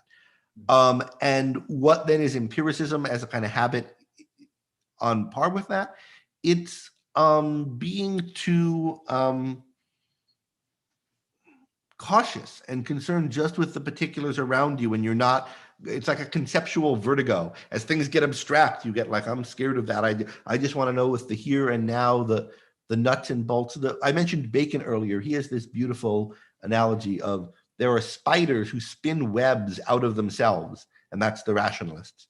Mm-hmm. And there are ants that crawl around the ground, just moving stuff around, which is the empiricists. And the right thing to be is a bee. You take things in and you make something new and wonderful out of it. And you're busy and moving around. And I think that metaphor is better. There's another historical, Plato is reputed to have said of two of his students that Aristotle needed the leash or Aristotle needed the reins and Speusippus needed the spurs. That is, Aristotle would get going on something and run a mile an hour and, whatever, and he needed to slow down. Funny thing for Plato of all people to say, but nonetheless, there are people like that. And Speusippus, you had to prod him along to get going. And in the realm of abstraction. Fear of generalization, there's a fear of abstraction among the empiricists. Yeah. So Brad says, shows with Greg are my favorite. All right, Brad. Absolutely. Well, and you put a lot of money. Glad to be here. Thanks, then, for that. Yeah. So that's really good. All right. If environmentalism and looking after the planet is selfish, and a vegan diet is proven to contribute to reducing environmental impact, is it not rational to adopt a vegan diet? Right. Looking after the planet is selfish. Why? And veganism is proven to reduce your environmental impact. Yeah, I mean, I'm not trying to reduce my environmental impact per se. I mean, I don't want to destroy. If I thought something would destroy the planet, I wouldn't do it because I want to live on the planet. But what you really need is to learn how to exploit the planet to its fullest. Yep. And the way you get to exploit a planet to its fullest while preserving it, for to be, exploited for a lot of time to come, is to figure out how to set up property rights over whatever things can get depleted or ruined by different people using them at once, and to recognize the achievements the productive achievements people had in finding uses for things. And so if we could, wherever there are actual environmental problems, the solution to them is figuring out the right property right domain there. And then once that's done, people are then responsible for the effects that they cause. And if something you're doing has a lot of costs to it, that'll be reflected in how much it costs and in what the effects of it are. And then you have to make decisions. Maybe beef would be more expensive if it really, causes all kinds of havoc or whatever, and the property rights were all respected. And then you would have to decide, am I willing to spend more money on beef or less money on some vegan thing? If all of that were really true, that would happen. And then it wouldn't be a moral issue of should you spend more on some beef and less on something else, or it would be an issue of you have to find your own hierarchy of values. So the whole question is posed in this collectivist way, and then also assuming a lot about environmental science and about nutrition and so forth, which I don't know that it is true. But and an intrinsicist way, because there's an implicit assumption, and he's got a follow-up saying, isn't the planet not already overexploited, which suggests kind of an intrinsic value to the planet.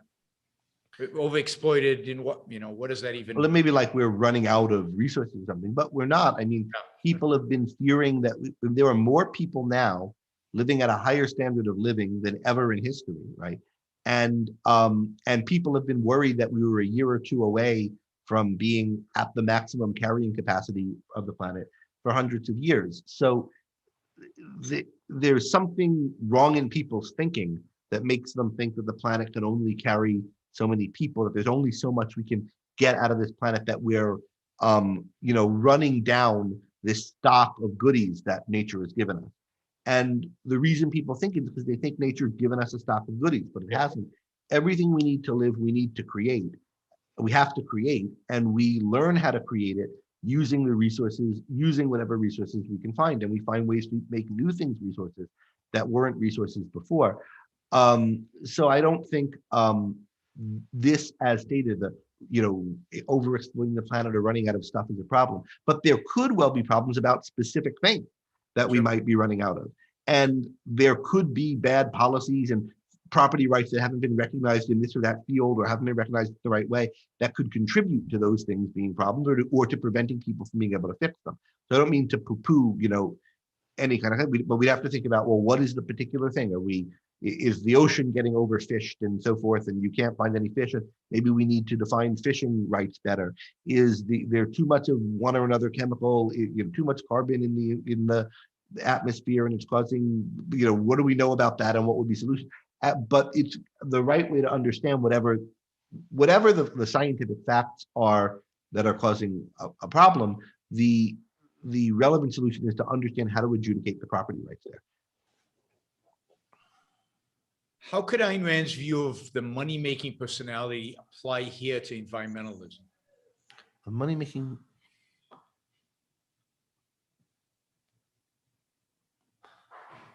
I mean, I can come up with ways that it could. I haven't. It seems like the questioner has something in particular. The money-making personality is the positive one, as opposed to the money-appropriating one. It's the productive mindset. How could it apply to environmentalism? If environmentalism means a movement with a certain ideology, then I think it's not a productive money-making ideology.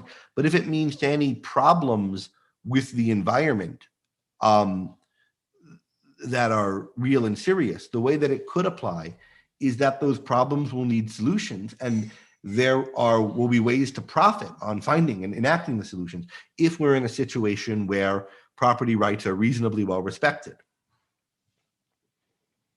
Yeah, so yes, it's that kind of personality which is the only solution to the kind of problems that are real out there. So let's say we were running out of oil.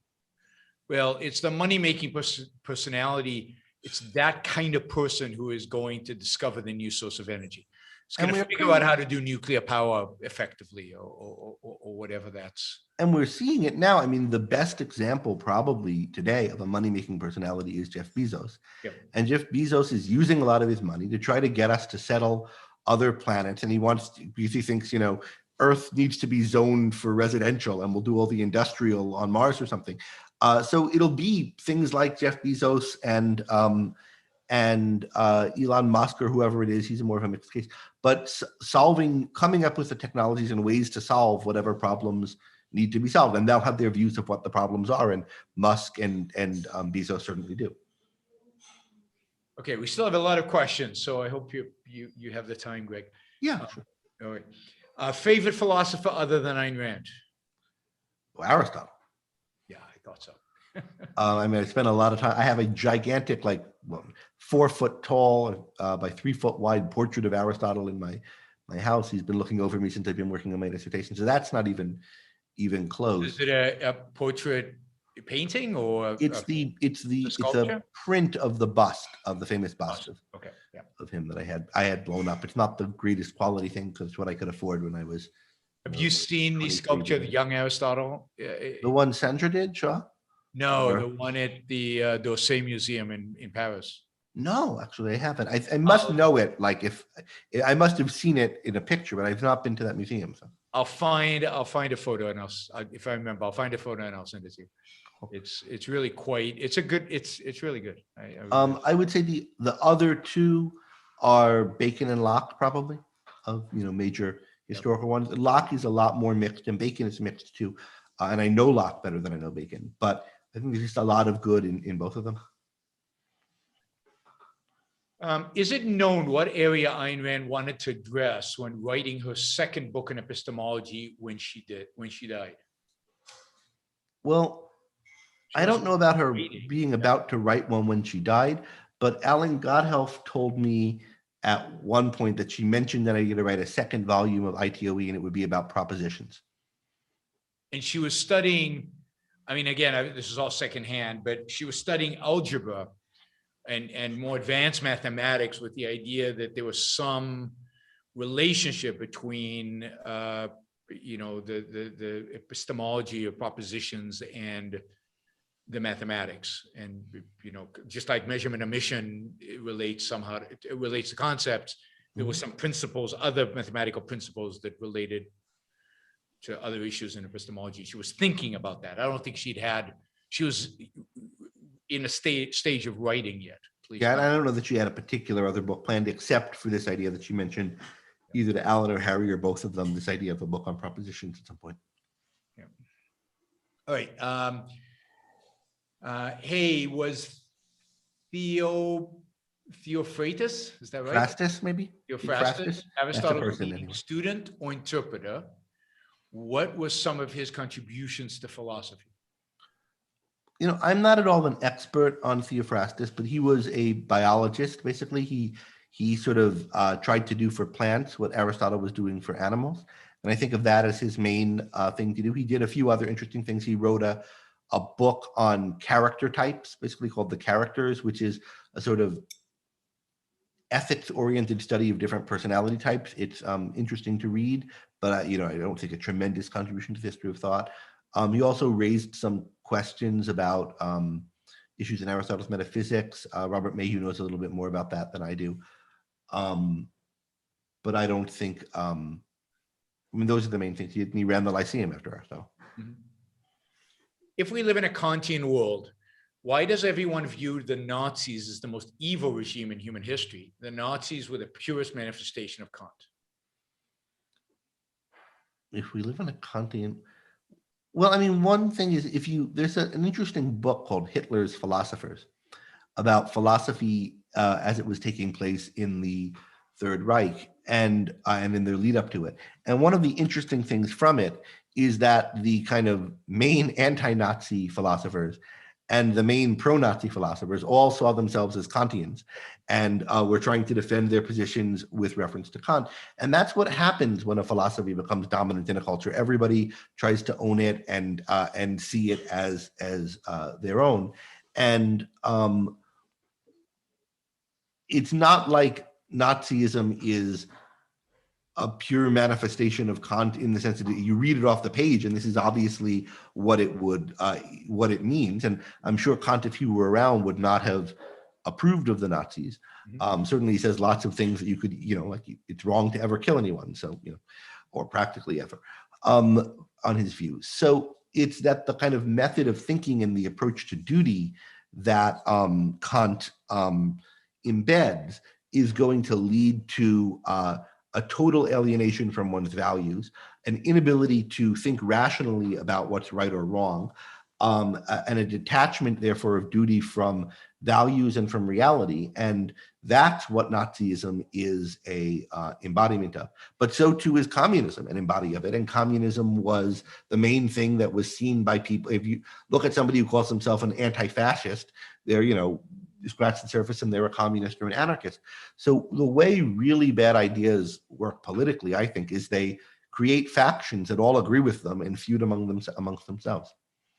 Yeah, I think people have a real misunderstanding of how ideas actually work themselves into a culture and into politics. Lenin makes the point in the Ominous Parallels that both the Weimar Republic and the Nazis were all influenced by Kant. Right, so they're all Kantian in a sense, both the Nazis and the so-called anti-Nazis, and certainly the communists were. So it's not that that Kant writes the thing and there's one political path. There's just one way to interpret it, and because he gets the epistemology wrong, he causes people to think irrationally in the future, and irrationality has many, many manifestations. It's worth noting before someone calls that out, the Bolsheviks themselves thought of themselves as very anti-Kantian, but that doesn't mean that they really were. People think of themselves as anti-communist and want to put something in place, or anti-fascist rather, and want to put something in place that's a notional variant on fascism. So that's Marx was a direct student of Hegel, who is a Kantian. So, although he sees himself as a kind of anti-Kantian, and that's the kind of how this whole thing, plays out often. Greg, what school would you send your child to? Is there anything that can be done to get girls more interested in math and science at an early age? What school will I send? I mean, I'm already sending my child to a school. You mean like a college, or you mean like now he's going to? He relates to childs. Now he's going to Guidepost Montessori, which is he's going to one of the locations of Guidepost Montessori. Guidepost is a project. The main brand of Montessori is operated by the company Higher Ground Education, which is a company I'm a big booster of, and very, very minor investor in, and so forth. That's run by my friend Ray Gurn. So that's where Alan's going now, and I expect he'll continue. They have programs all the way up through high school, so if all goes well, he'll continue in those schools until he's old enough to make his own decisions about where to go. So that's how things are. But he's like 17 months old, so we'll see. And I don't know about how to get girls interested in science. He's a boy, so I haven't had to think firsthand about that. And he's also, again, only 17 months old. I will say this, that from what I've read, the evidence is that there's no problem with girls being interested in math and science at an early age. They're just as interested, actually more interested and better at math and science generally than boys are. It's not in the early ages, though it's a problem. It becomes a problem in the teen years. They tend to drop math and science once they become teenager, and the classes become dominated by boys. And there are all kinds of cultural, I think, reasons for that. I think it has a lot to do with parents and role models and teachers' attitudes and a lot of other stuff going on. Is the push to get women and minorities except for the well-performing minorities second-handed or a selfish motive by large companies and universities? I think it depends on the case. I mean, there's certainly a lot of second-handedness around it now. And there's a lot of irrationality around how it's being done now and how these things are being taught about. But there can be and often are rational, selfish motives to want to have diversity along one non-essential dimension or another in your student group, employees, whatever it might be. You have to think about the particular cases. One thing that I do think is really relevant to thinking about this, and it comes up in all of these culture war issues, like, what should happen with trans people in sports, and should women be more in this, and what about why don't we have more Asians at this school, or we're not letting in enough Asians so we can let in more Black, every of these kind of issues. There's this idea that all of these businesses exist that they should be selfless and they owe something to society. And so if you're thinking about, like, you have someone who's a trans woman, and she wants to play sport, and it's like, should this women's sports league let her in, or should this men's sports league, should she be prohibited from me? If the women's sports leagues let her in, then it's unfair to the women who are in the league already, the cis women, as they'd be called, and if they don't, then it's unfair to her. And it's as though these things, there's no thought given to, like, who formed this league, for what purpose, what do they get out of it? It's as though God said, there must be women's sports, and there must be a place for trans people to feel welcome, and then we can't compete all of God's, we can't get all of God's demands of us. But someone started this sports team for some reason to play sports with other people, and you got to think about, like, what were their goals? And someone started this company. He had certain values, or she had certain values and certain things she was going for, and they have a vision of how they're going to make it work. And someone started this school. And if you think about, like, the institutions, just particular institutions with particular goals, their goals aren't to make the world better in general, or to educate everybody, or to achieve equality. Like, someone has a vision of education and they want to educate students.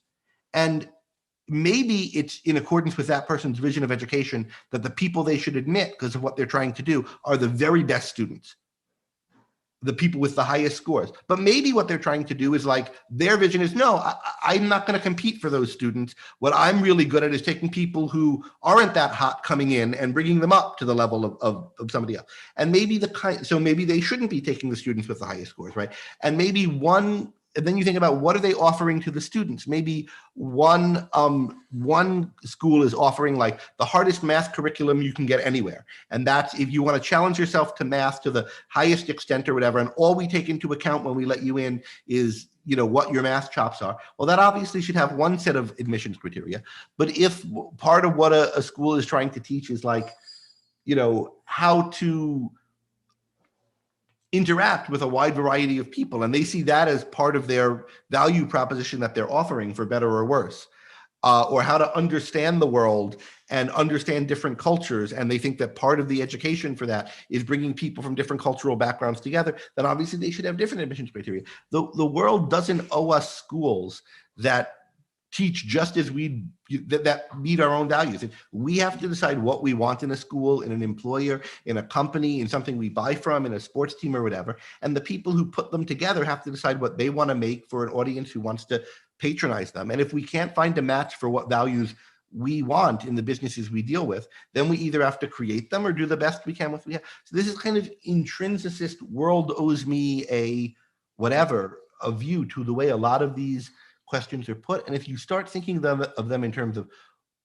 who values what and how are they working together to produce them, if you start thinking it in selfishly, then I think all these questions look different, and a lot of the demands for things on any side of the issues start to seem like demands for sacrifice, which is what they are, rather than like what they ought to be, which is consumer demands. I would like a school that just focuses on getting the highest score. No, I'd like one that focuses on having, people from every state there so that my kid's not in a bubble or whatever. And then we can each find what we want. Yep. But that's the individualistic way of approaching these kind of questions. And there's almost none of that in the culture in which we live. And we can't have it in schools now because we have, at least public schools, because they're public schools and they're run by the state. And if you think about the trans sport thing, we don't want to say more about than this, like part of the whole context for this is there are laws demanding equality between men and women's sports. Yep. So that are on the books that are not rational laws and they shouldn't be there. And they're forcing making us think that everyone's owed a certain distribution of a sports team. So then when you notice a way in which that's bad for some people, then there's no kind of rational way to solve the problem. So long as you think that things are people have to be in business for your convenience or for what you imagine to be just rather than for their own interests, these problems become intractable. Mm-hmm. Do you have philosophical questions that stomp you in your line of work? What are realms of philosophy that still escape professional philosophers? Stomp me? That's a weird metaphor. There were things I don't think I know how to answer about kind of detailed things in the formation of scientific theories. There are certain kinds of perceptual illusions that I think ultimately are explicable along the same lines as other illusions, but they're not obvious cases of it. The kinds of illusions that involve what are sometimes called binding errors across sense modalities, and I think more thought needs to be given to those. There are kinds of sort of historical questions about political philosophy and justice that I don't quite know that I'm interested in, but haven't made too much progress on. Like if you think about what happened when in the kind of age of exploration and colonialism, where you have kind of Enlightenment cultures encountering these other cultures, but the Enlightenment cultures aren't really all that enlightened. They're much more than the others. And you get like, what would a better England have done in the 16th, 17th, 18th, 19th century than what it did do? How much of the bad things that happened could have been prevented or done better if just one side was better, or what would require both sides to have a better understanding of things? There are lots of questions like that I have, particularly involving the intersection of culture and politics in history. If you had another conversation with Jordan Peterson, what do you think you would do different, or what would you want to focus on versus the first conversation? I would want to focus on differences of opinion within morality. And I did want to do some of that in the first conversation. I had a list of things I wanted us to get to, and we got to like, halfway through the first one on the list. Yeah. And part of that is you never get to as much as you want to. And part of it was we weren't really in control of the conversation. Dave asked what he asked, and we got off on a tear. But yeah, I would want to talk about, the main thing I want to talk about is the different moral views and altruism and Christianity. I'd also kind of want to talk about, why I think a lot of what he says along the heading of evolutionary psychology is pseudoscience, but I think that's less important than altruism and happiness and that set of issues. We got into that a little bit at the end of the program we had. Yep. Why would you bring a child into this world, given that Western civilization will be gone in 30 years? I don't think it'll be totally gone. I don't think it'll be gone, but I think, it's really teetering, and there's a real reason to worry that it will be, in a way that 30 years ago, I don't think there was reason to worry about on 30 years. But I think, I'll be able to find some place to go with him if things get that bad, where he'll be able to have a life that was better than not living. Yep. And I want to experience the side of human life that is helping a person become an adult, helping him become a human being, helping him learn and come to understand the world and form values. And I'm confident that the universe is such that people who do that, who form values well, who learn, who form good characters, will find a way to succeed, will find a way to have a life that's worth living. And that's true even if we enter a much worse state of society than we have now. They might not be able to have as good a life as we could have. They might not be able to have all the opportunities that we could have, but they could have the opportunities of reforming or restarting a society if things go as bad as possible. I mean, some of the best lives are lived in very difficult times. And I think it's a very pessimistic opinion, not just on where we are in history, but on human nature, that would lead to the view that it's not worth bringing people into the world because the political situation is bad. I mean, imagine asking this question, in Europe in the early 20th century. I mean, things really did hit the fan, but there are tremendous lives that were lived in spite of that, and in some cases rising to the occasions presented by that. Let's see. Oh, this is a good question. How are things going with the Salem Center for Policy? Was your goal in getting involved with them to get good ideas out there, apply philosophy to today's concrete problems, both, or something else? We're going to have a session on this, and I think it's part of an Anthem Foundation donors event next week. So I'll say a lot more there, and I actually don't know what's involved in getting into that event. You have to donate money, but I don't know how much. So this would be a great fundraising pitch if I knew what the ask was to make here. But I guess email the Anthem Foundation to find out more about that. My goal in getting involved, this was an opportunity that sort of came to me more than something that I created, that I was particularly looking to be part of a policy center. But I have been becoming more interested in the application of philosophy. I had been for years prior to this, to political events and current events, and thinking about assessing government and appreciating productive work. Those have been both becoming bigger themes in my philosophical work in the years prior to this opportunity coming up. And so I'm looking for opportunities within the context of a team of people who share a lot of interests with me, although have a lot of differences of opinion, to do that kind of work and promote those ideas, and to teach students. And it's part of being at the University of Texas and teaching students here. And it's early days for the center in terms of what it is and what it's doing. And it's early days for my program. And we're trying to, we've been doing a lot already, but so far a lot of what I've been doing is things I would be doing otherwise, but in a new context with more resources. Part of what I'm trying to do, especially now that we're going to, I believe, be able to have events happening in person again, is create something that's part of a suite of programs of the center, that there's a kind of intellectual activity around thinking philosophically about business and entrepreneurship and politics in Austin. And I think there are a lot of currents flowing into making that kind of thing possible here. And I'm excited about what we'll be able to do. I have a lot of events in mind for next year. There are people who have just moved to town who I think have a lot to do with creating a robust intellectual and entrepreneurial environment here around ideas of reason and freedom. And I can say more about what I hope to do and what I'm trying to do and what we are doing, but it wasn't that I had a plan and then came part of the center. An opportunity opened up and it seemed like a good one. Good. Greg, is a theistic God impossible because it has no sum of parts, and the idea of a God existing possible, albeit implausible and arbitrary enough to claim they don't exist? I don't get the sentence, but I don't understand the sum of parts issue. yeah. But the idea of an omniscient being is incoherent. The idea of an omnipotent being, I think, is incoherent. And the idea of a mind that created the universe, I think, doesn't make sense if you think about what it means.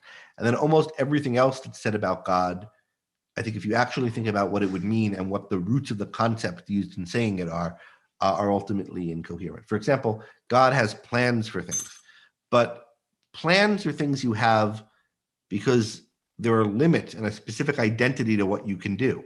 Like, I get into the car to get to campus. That's part of my plan, and I'm going to go by this route and not that route. But if I could just apparate there, then I wouldn't have to get in the car to go there. If I could do anything, then I wouldn't have reasons for having any steps or any kind of progression. So I think the whole way of thinking about gods has to do with thinking about human beings, removing aspects of their identity that are crucial to the things that you want to remain in place when you think about a god. So I don't think the idea ultimately makes sense, but I don't know about this parts business. That's not how I think about it. Did Ayn Rand get anything wrong in your view? I know Harry Binswanger has said she did in regard to newborn cattle. No idea what that's referring to. Yeah, it's her views on animal husbandry were something awful, and we're going to have a real rift. Yes, I'll have to confront Harry about this. I guess what Harry's probably on about is the fact that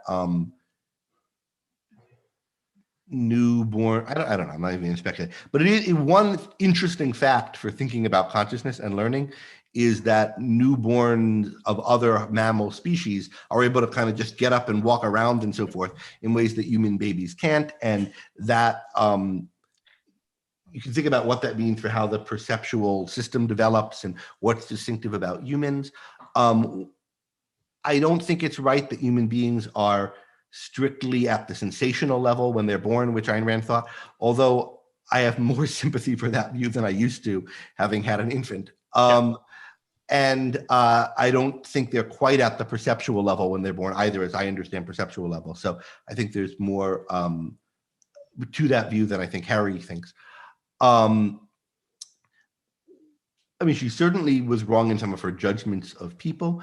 I think, individual people, that's obvious. And she thought that herself. I think she underestimated and overestimated to some extent the various trends and movements in her days, which ones were going to have legs and why they took off and what problems there were. I think that's sort of inevitable to do. I don't have any, and so if you look at I think she made mistakes about judgments of things like homosexuality, other things like this. So if you go through the sum total of what she said, there are things I disagree with here and there. There are also formulations where I think I wouldn't have put it that way. That's not quite how I would have defined that and so forth. And I wouldn't quite call them disagreements. They don't have some worked out alternative view, but it's, I think about them like, what does she mean by this? Do I agree with it or not? On lots of little issues, but nothing that I think of as sort of essential or has legs, so that I think here's someone where I would say, here's my disagreements with her that I could count up. Yeah. How did you, Greg, get involved with ARI originally? Let's see. So I got interested in Ayn Rand at 2 different times. When I was very young, like in 7th grade, I was really interested in politics. And I was reading different books on political theory. And I read like some Locke then, which I didn't understand much of. I read some Marx then, which I didn't understand. I was just sort of interested in, like, my family would discuss politics around the dinner table. And I was interested in, like, well, why is this program good or bad? And where does it really go down to? And so I started reading on that, just whatever I could find or whatever I heard was important. And I had sort of very limited government type views. I kind of extrapolated out from my parents' kind of Reagan skepticism about welfare and so forth to, well, why should the government be providing for people anyway?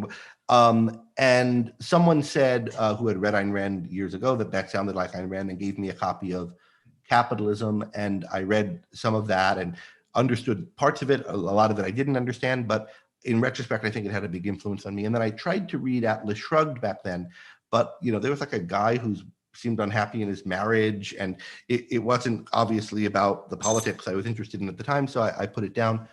And then years later, when I was in college, I had started getting interested in philosophy more, and philosophy is such and under that name, and wanted to read more about it. And a kind of weird thing happened, which is I was unhappy at the school I was at. And the only thing I liked about the school was the philosophy club meetings that I would go to. And there were people here who were talking and debating different ideas and arguing things. Like, this is interesting. This is what I want to be getting out of college, and I'm not getting it anywhere else. And on like 3 or 4 separate issues that seemed to me to have nothing in common with one another, like, can you define love? What are the natures of numbers? And like a few other things. People at the meeting kept saying, you should really talk to this guy, Alan Godhelf, who's the chair of the philosophy department. He's really interested in that topic. Like, how do you, what is love, and philosophy of mathematics, and a couple of other like far-flung seeming things. And they did, but you got to put up with, he always wants to talk about Ayn Rand. And I thought, wow, I liked her too. So eventually I decided what I wanted to do was take all philosophy classes the following semester, having never taken a philosophy class up until this point, because I thought the only thing that seems good in this school that I'm getting, the only thing that's attractive to me is philosophy. I have to figure out and the only people who seem attractive to me, like they're helping me develop something good about me, have to do with philosophy. And I think I'll totally bury myself in this, immerse myself in this. And then I'll decide what I want to do next. Do I want to continue here? Do I want to go somewhere else? Likely by doing this, I'll meet the people who will appreciate most what I appreciate about myself. So if I need letters to go somewhere else or something, this is a plan to do it. And I had also started, in part for that reason and for other reasons, reading some more of Rand again. And so I had to, or so I thought, meet with the chair of the philosophy department to convince him to let me enact this audacious plan of taking only classes in this department that I'd never taken anything in before. And I didn't know, like, chairs of departments just want people to take their classes. It's not such a big ask. But anyway, I made an appointment to talk to Alan, who was the chair of the department at the time. And he was happy to let me take all philosophy classes the next term. And I started taking classes. And he also, we talked about, can you define love? And he gave me a copy of ITOE and showed me in the appendix in the chapter on definitions and on consciousness where that comes up. And so then I started taking classes in the philosophy department, including classes with Alan. From the second semester on, I took just a lot of philosophy classes and read everything I could of philosophy, including reading everything of Rand, starting with her fiction and reading all the fiction and all the philosophy then. And I wasn't in particular involved with ARI at that point. I was just, taking classes on philosophy and reading philosophers and, reading things on the internet about Ayn Rand, and some of them were from ARI, some of them were from other places.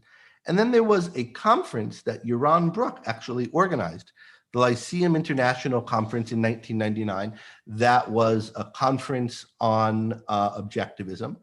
And there was a scholarship available from ARI. If you apply to them or whatever, you can get money as a student to go to this conference. And I applied, and I think Alan wrote me a letter of recommendation for it. I don't know if that was needed or not. And so then I went to that conference, and I guess I was also involved. I was also buying by that time a lot of Harry Binswanger's lecture courses, and Leonard Peikoff's also. Other things available for the Second Renaissance. Now it would be the Ayn Rand bookstore. But in particular, I was listening to a lot of Harry's on epistemology. I was very, very interested in epistemology then. And that was, of course, through ARI. And it would be mentioned that some ideas came out of a course he was teaching in the Objectivist Graduate Center, which was an ARI program at the time, and seemed very exciting to me to get involved with those kind of classes. And also Leonard Peikoff's the art of thinking and philosophy through objectivism through induction. And so these courses were big influences on me on that time, and they came out of ARI, but I didn't have a direct relationship until going to the Lyceum conference. And then I really wanted to take these classes Harry was teaching in the Graduate Center. And there was a kind of prerequisite class to take it, which was initially taught by someone I didn't think too well of. And also I just didn't have time for it yet. But then it started being taught by Onkar Ghate, who I had met at that first conference I went to and thought well of. And I took that class, and I was a little bit, I think, I'd already had like semester-long full classes on objectivism, so I was sort of not the target demographic exactly, but I really appreciated the way he did it, and it was interesting taking the class from having studied it in different contexts, and I really gave me an appreciation for Onkar. And then I started taking those classes with Harry that I had been excited about, and that was my kind of path to being involved with ARI. So it was a conference that Yaron organized, I guess, was the first big. I don't remember that. I remember, I remember later on when you were taking the class with Onkar. So I remember that was 2000. Yeah, so it was pretty close after that. I mean, I was just one guy, I was a working scholar, but I don't think we talked even at that conference. No, there was talk about you because you were very well regarded because of Alan's recommendations, right? So it was like, we really want to get Greg involved, right? So that was happening on our side of things. But I started at the Institute in January 2000. So the conference that I ran was before my involvement with my becoming CEO of the Institute. All right, we got 3 questions. Let's see. This one, I don't know what it is. Maybe you do. Do you see any value in the MBTI system? MBTI. I don't know that acronym. Yeah, neither do I. Is it Myers-Briggs Personality Inventory? What is it? TI. I don't know what the T is. There is a Myers-Briggs system, which I don't know enough about to say anything. But I have 1 or 2 things I could say about that, but since I don't know that that's the question, I won't answer. I don't know either. And it sounds to me like a public transportation, like the initials of some public transportation system. What happens if we look it up? MBTI. Raymond, thank you. That's really nice. I don't know. Jeremy. Lots of different things have those initials. I don't know. Whoever asked the question will have to specify. Can an objectivist enjoy a ghost story? I don't particularly, but sure. I think Leonard liked horror stories and such. Yeah, I hate horror stories. I can't stand horror stories, and I never like ghost stories. But that doesn't mean an objectivist can't. Obviously, Leonard did. And it depends on the quality of the ghost story, yes, and the virtues of the ghost. Thoughts? Here's a quick one. Thoughts on Aquinas, Thomistic, and Neo-Scholastic and the Neo-Scholastic tradition. I mean, there are some really interesting ideas in Aquinas himself, particularly on these kind of issues at the borderline of metaphysics and epistemology. If you think about, I mentioned earlier this issue of self-evidency, and or somebody asked about it, and how do the philosophical axioms and things like the law of non-contradiction or whatever relate to basic concepts and how does that relate back to perception? And there are things in Aquinas that are suggestive and interesting on that I haven't really followed up on, but his idea of transcendental concepts, which is this small set of concepts that are somehow presupposed in everything, and that there are things in him that I'd like to learn more about that seem to be really on the right track. Not just like I know everything and good for Thomas, he's on the right track, but like seemed like really fruitful and I could learn more and figure out more by understanding them. It's something I've always meant to spiral back to and read more about. There's a discussion. He's somebody who is sensitive to the difference between what you know and how you know it, which I mentioned earlier, and that's definitely in Aquinas. So there's definitely interesting things in Aquinas as a philosopher, and these are some interesting things about virtue also. So there are interesting things in Aquinas as a philosopher, wholly apart from his role in history, that you can benefit from reading him. I've not derived enough of that benefit. Like I have the sense of things I should go back to and explore, and when I have more time someday, I will. That's Bacon's in the same category. There are people I want to read more of than I have. So that's one thing. If we're talking about Aquinas's role in history, of course, he was essential to kind of mainstreaming Aristotle. It's not that no one had access to Aristotle's texts or no one was reading them before him. There was Albertus Magnus and there were others, but he kind of made it like center of the page for thought in universities by constructing this system that kind of merged in somewhat improbable ways Aristotle and Christianity. And so that had a tremendous historical impact. And an impact for the good, I think, overall, although it led to some misinterpretations of Aristotle, in my view, later on. As far as the Thomistic and Neo-Thomistic traditions, there's in the kind of early 20th, late 19th century, a kind of group of Thomist philosophers associated with the Louvain school in Belgium, who I think are seeing themselves as kind of anti-Kantians and trying to create revive Aristotle as a kind of philosopher who could tell us about getting in touch with reality and understanding things. I've read a number of these people, and they're useful in understanding some issues in epistemology. Peter Coffey wrote a textbook on logic and a book on epistemology. I think probably the Joseph, who wrote an introduction to logic that Leonard Peikoff and others have recommended, and which is philosophically very interesting, I think is probably aligned with this school. I think Ayn Rand picked up some of the things in how she frames the problem of universals indirectly from people in the school. So I think this school has some interesting and good things about it, as well as making some pretty significant mistakes. But I've not sort of followed, this isn't something I've researched in tremendous depth, and it's not, high on my list of top things to look into, the history of Thomism and Neo-Thomism. So it was Myers-Briggs. They're asking about Myers-Briggs. So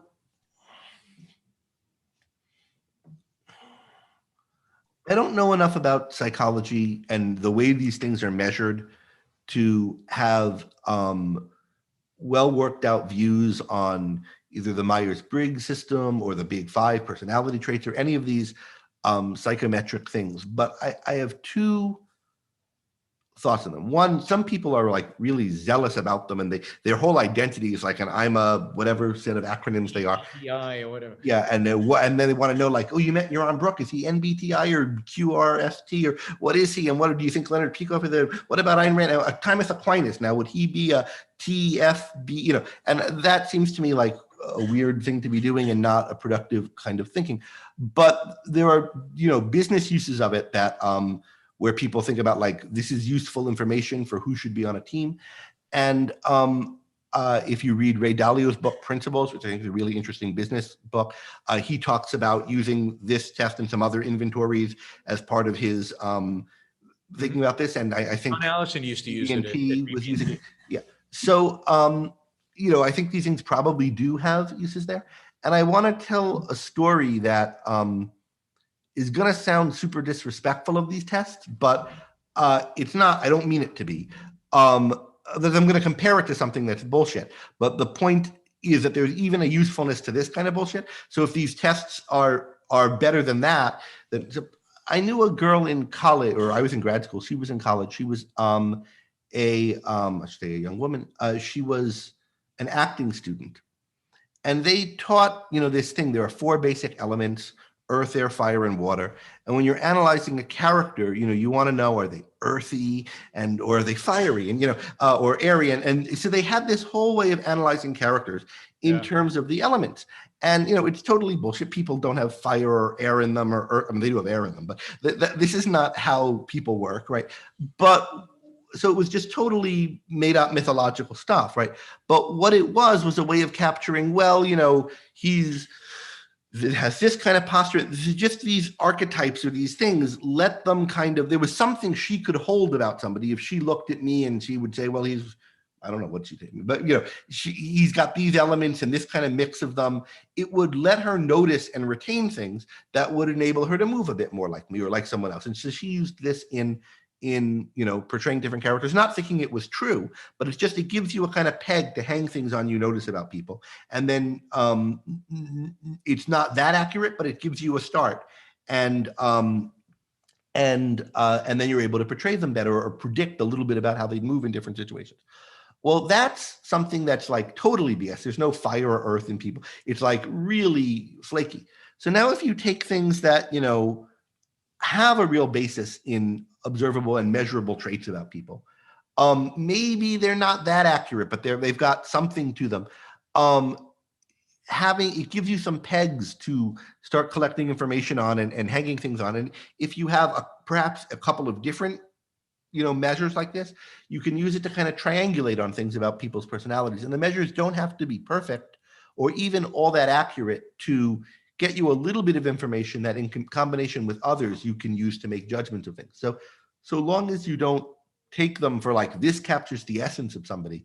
He's got this Myers-Briggs type where he's, low on agreeableness and high on extroversion or whatever, to take the big 5 one. So long as you're not thinking like this is the essence of someone, but these are gives me a set of descriptive vocabulary that helps to notice some traits that are of some significance in thinking about how people will act and who they'll get along with, then I think they can be helpful. It seems like people make good use of them, and the people who make the best use of them, my impression is they tend to be aware of multiple of these ways of measuring, aren't sort of super wedded to one, and kind of take them for what they're worth. And that was my impression of how Dalio used them. I expect that's how BB&T.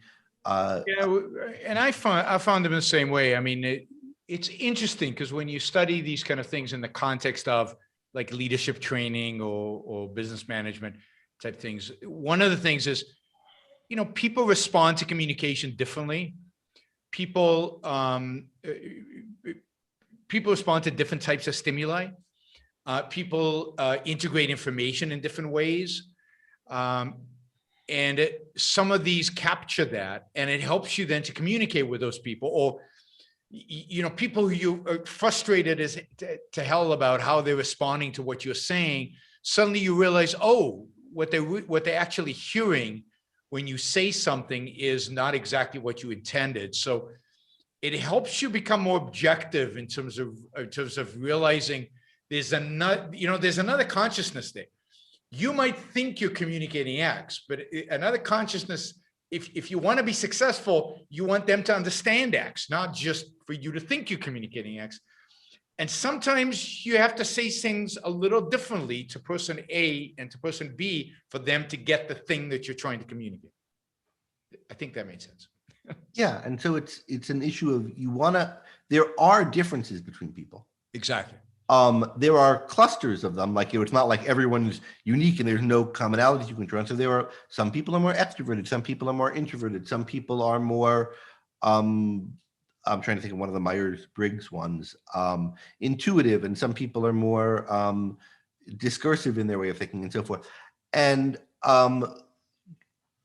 you needn't have the most insightful, perfectly formed, most essentialized bunch of concepts about people to start making some classifications, some observations, and so forth. And these are systems that, attempt to group people, attempt to give you some generalizations about who will work well in what ways with whom and how to do this, that. And those, they don't have to be perfect to be, in other words, they don't have to capture the essentials of people to be useful and to let you have some real knowledge, at least to a first approximation. And especially if you take them for what they are, which is like kind of sketchy models that to do with the field that we don't have all worked out yet. So Corey from Australia writes, hearing Greg's story is inspiring me. I'm in the middle of trying to switch careers to part-time work in order to build funds to head to university and take philosophy. Hopefully in the end, spreading Rand's ideas as good as you two.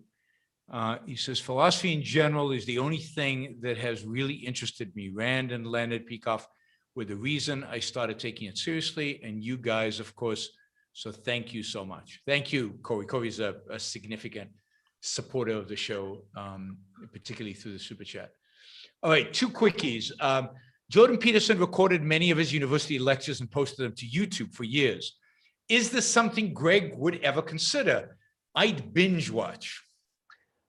Yeah, I don't know about the legalities of that.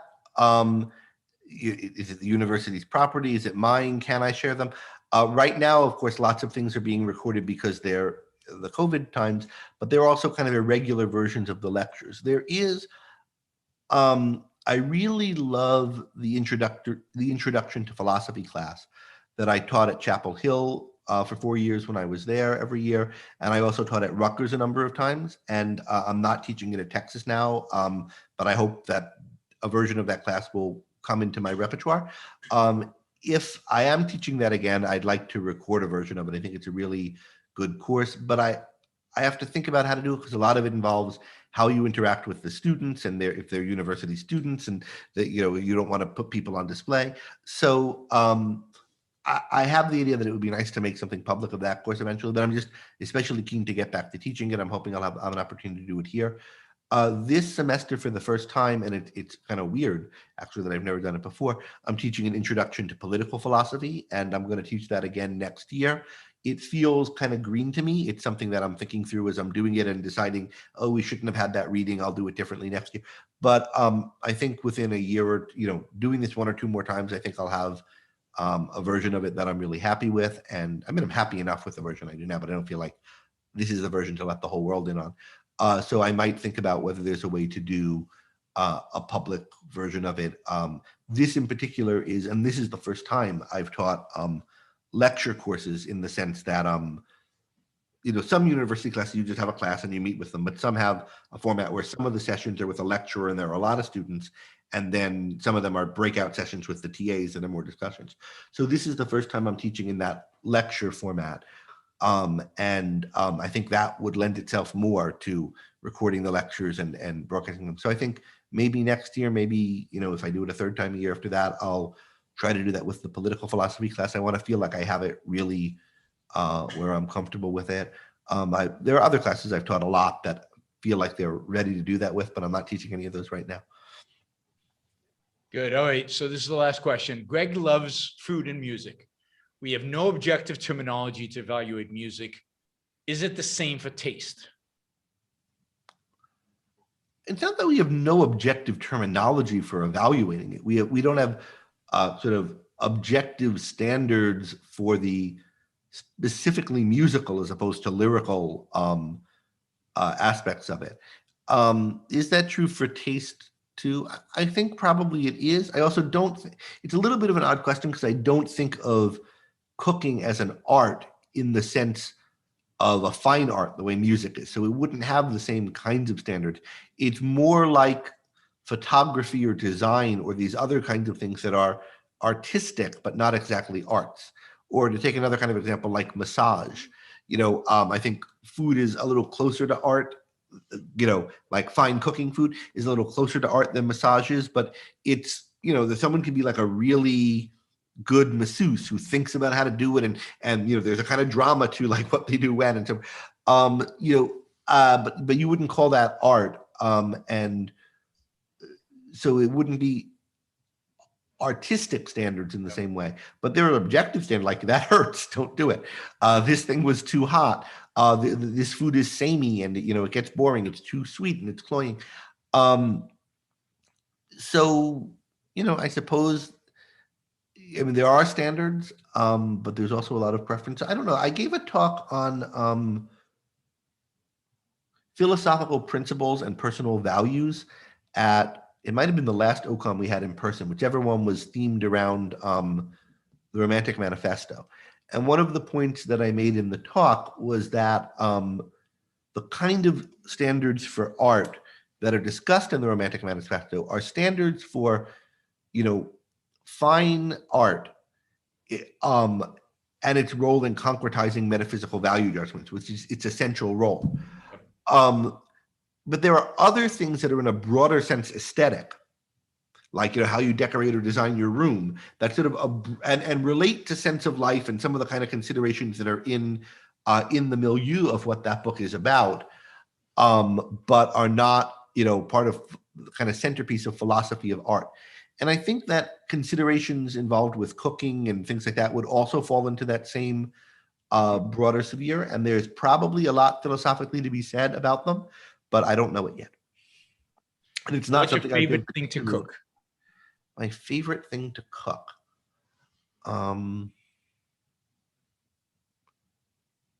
That's hard to answer because there are things that I have worked out really well and I reliably make them very well. And so in a way, those are my favorites. But then there's not, I no longer have to go through the process of figuring out and creating a recipe and trying it out and figuring out what to do with it, which is part of what the fun in cooking is. So like I make,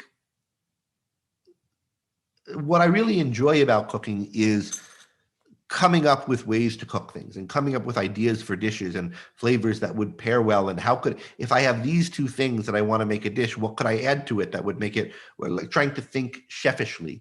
Yeah. And I don't know that I'm great at that. I'm not great at it. I don't know how good I am at it, but it's something I enjoy doing and thinking about how to compose meals. And so that's where a lot of the fun of it is for me. And so the things that I most enjoy are ones where I don't have it worked out yet, and yet it comes out well. But some dishes I like that I do. I think I do a really good rack of lamb. I came up with I do a pork tenderloin with a peach ginger glaze that I really like, and I serve it over a kind of peach sauce. I like doing kind of, just pretty simple vegetables with garlic and oil and salt and such. I've got a pizza oven now, so I've been experimenting with making pizza, which is not something I used to do. But I like the experimentation of it rather than that I've got a set repertoire now. Excellent. So we have gone 2.5 hours. We're getting to Lex Friedman lengths here, the real thing. So thank you, Greg. This has been a real pleasure. I think everybody on the chat seems to really enjoyed it, and we brought in a lot of money. So that's always good. Thank you guys for being a great audience. Thank you for the support that we got. And next show is on Wednesday. I'm not sure exactly what I'm going to talk about. We'll see.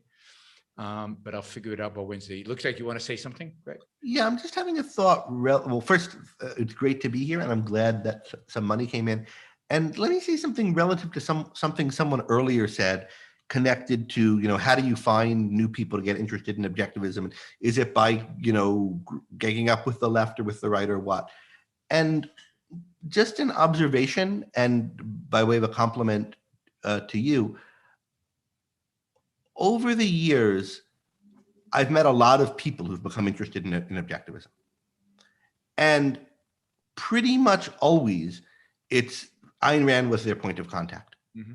They might have learned a lot from someone else, most often from Leonard Peikoff, who's, just a fantastic teacher and lecturer on the subject. But I never met anybody who, and sometimes there are other teachers who learned a lot from, but I never met anybody who came to objectivism because they saw a lecture of some, maybe it was a class they had in school, Alan taught or Harry taught or whoever taught or John Ridpath, and then they read an Ayn Rand book. But if it wasn't through a class that they were assigned, it was always through Ayn Rand. They read The Fountainhead, they saw her on a TV interview. And this is like pretty much everyone I've met who's been interested in objectivism for all the time I've been into it, until recently. And now there's a whole category of people, and some of the most interesting people I've met attracted to objectivism in the last, I would say, 5 years, maybe 10 years, who got interested in it because of you. They saw you on an interview, they saw something you did. There's no one else that that's true of. And so if you're thinking of what is it that gets people attracted to an interview, what is it that hooks people? I think it's Ayn Rand and it's Iran, and you think about what they have in common and what they do in their approach, maybe. But because I don't have, I don't know it.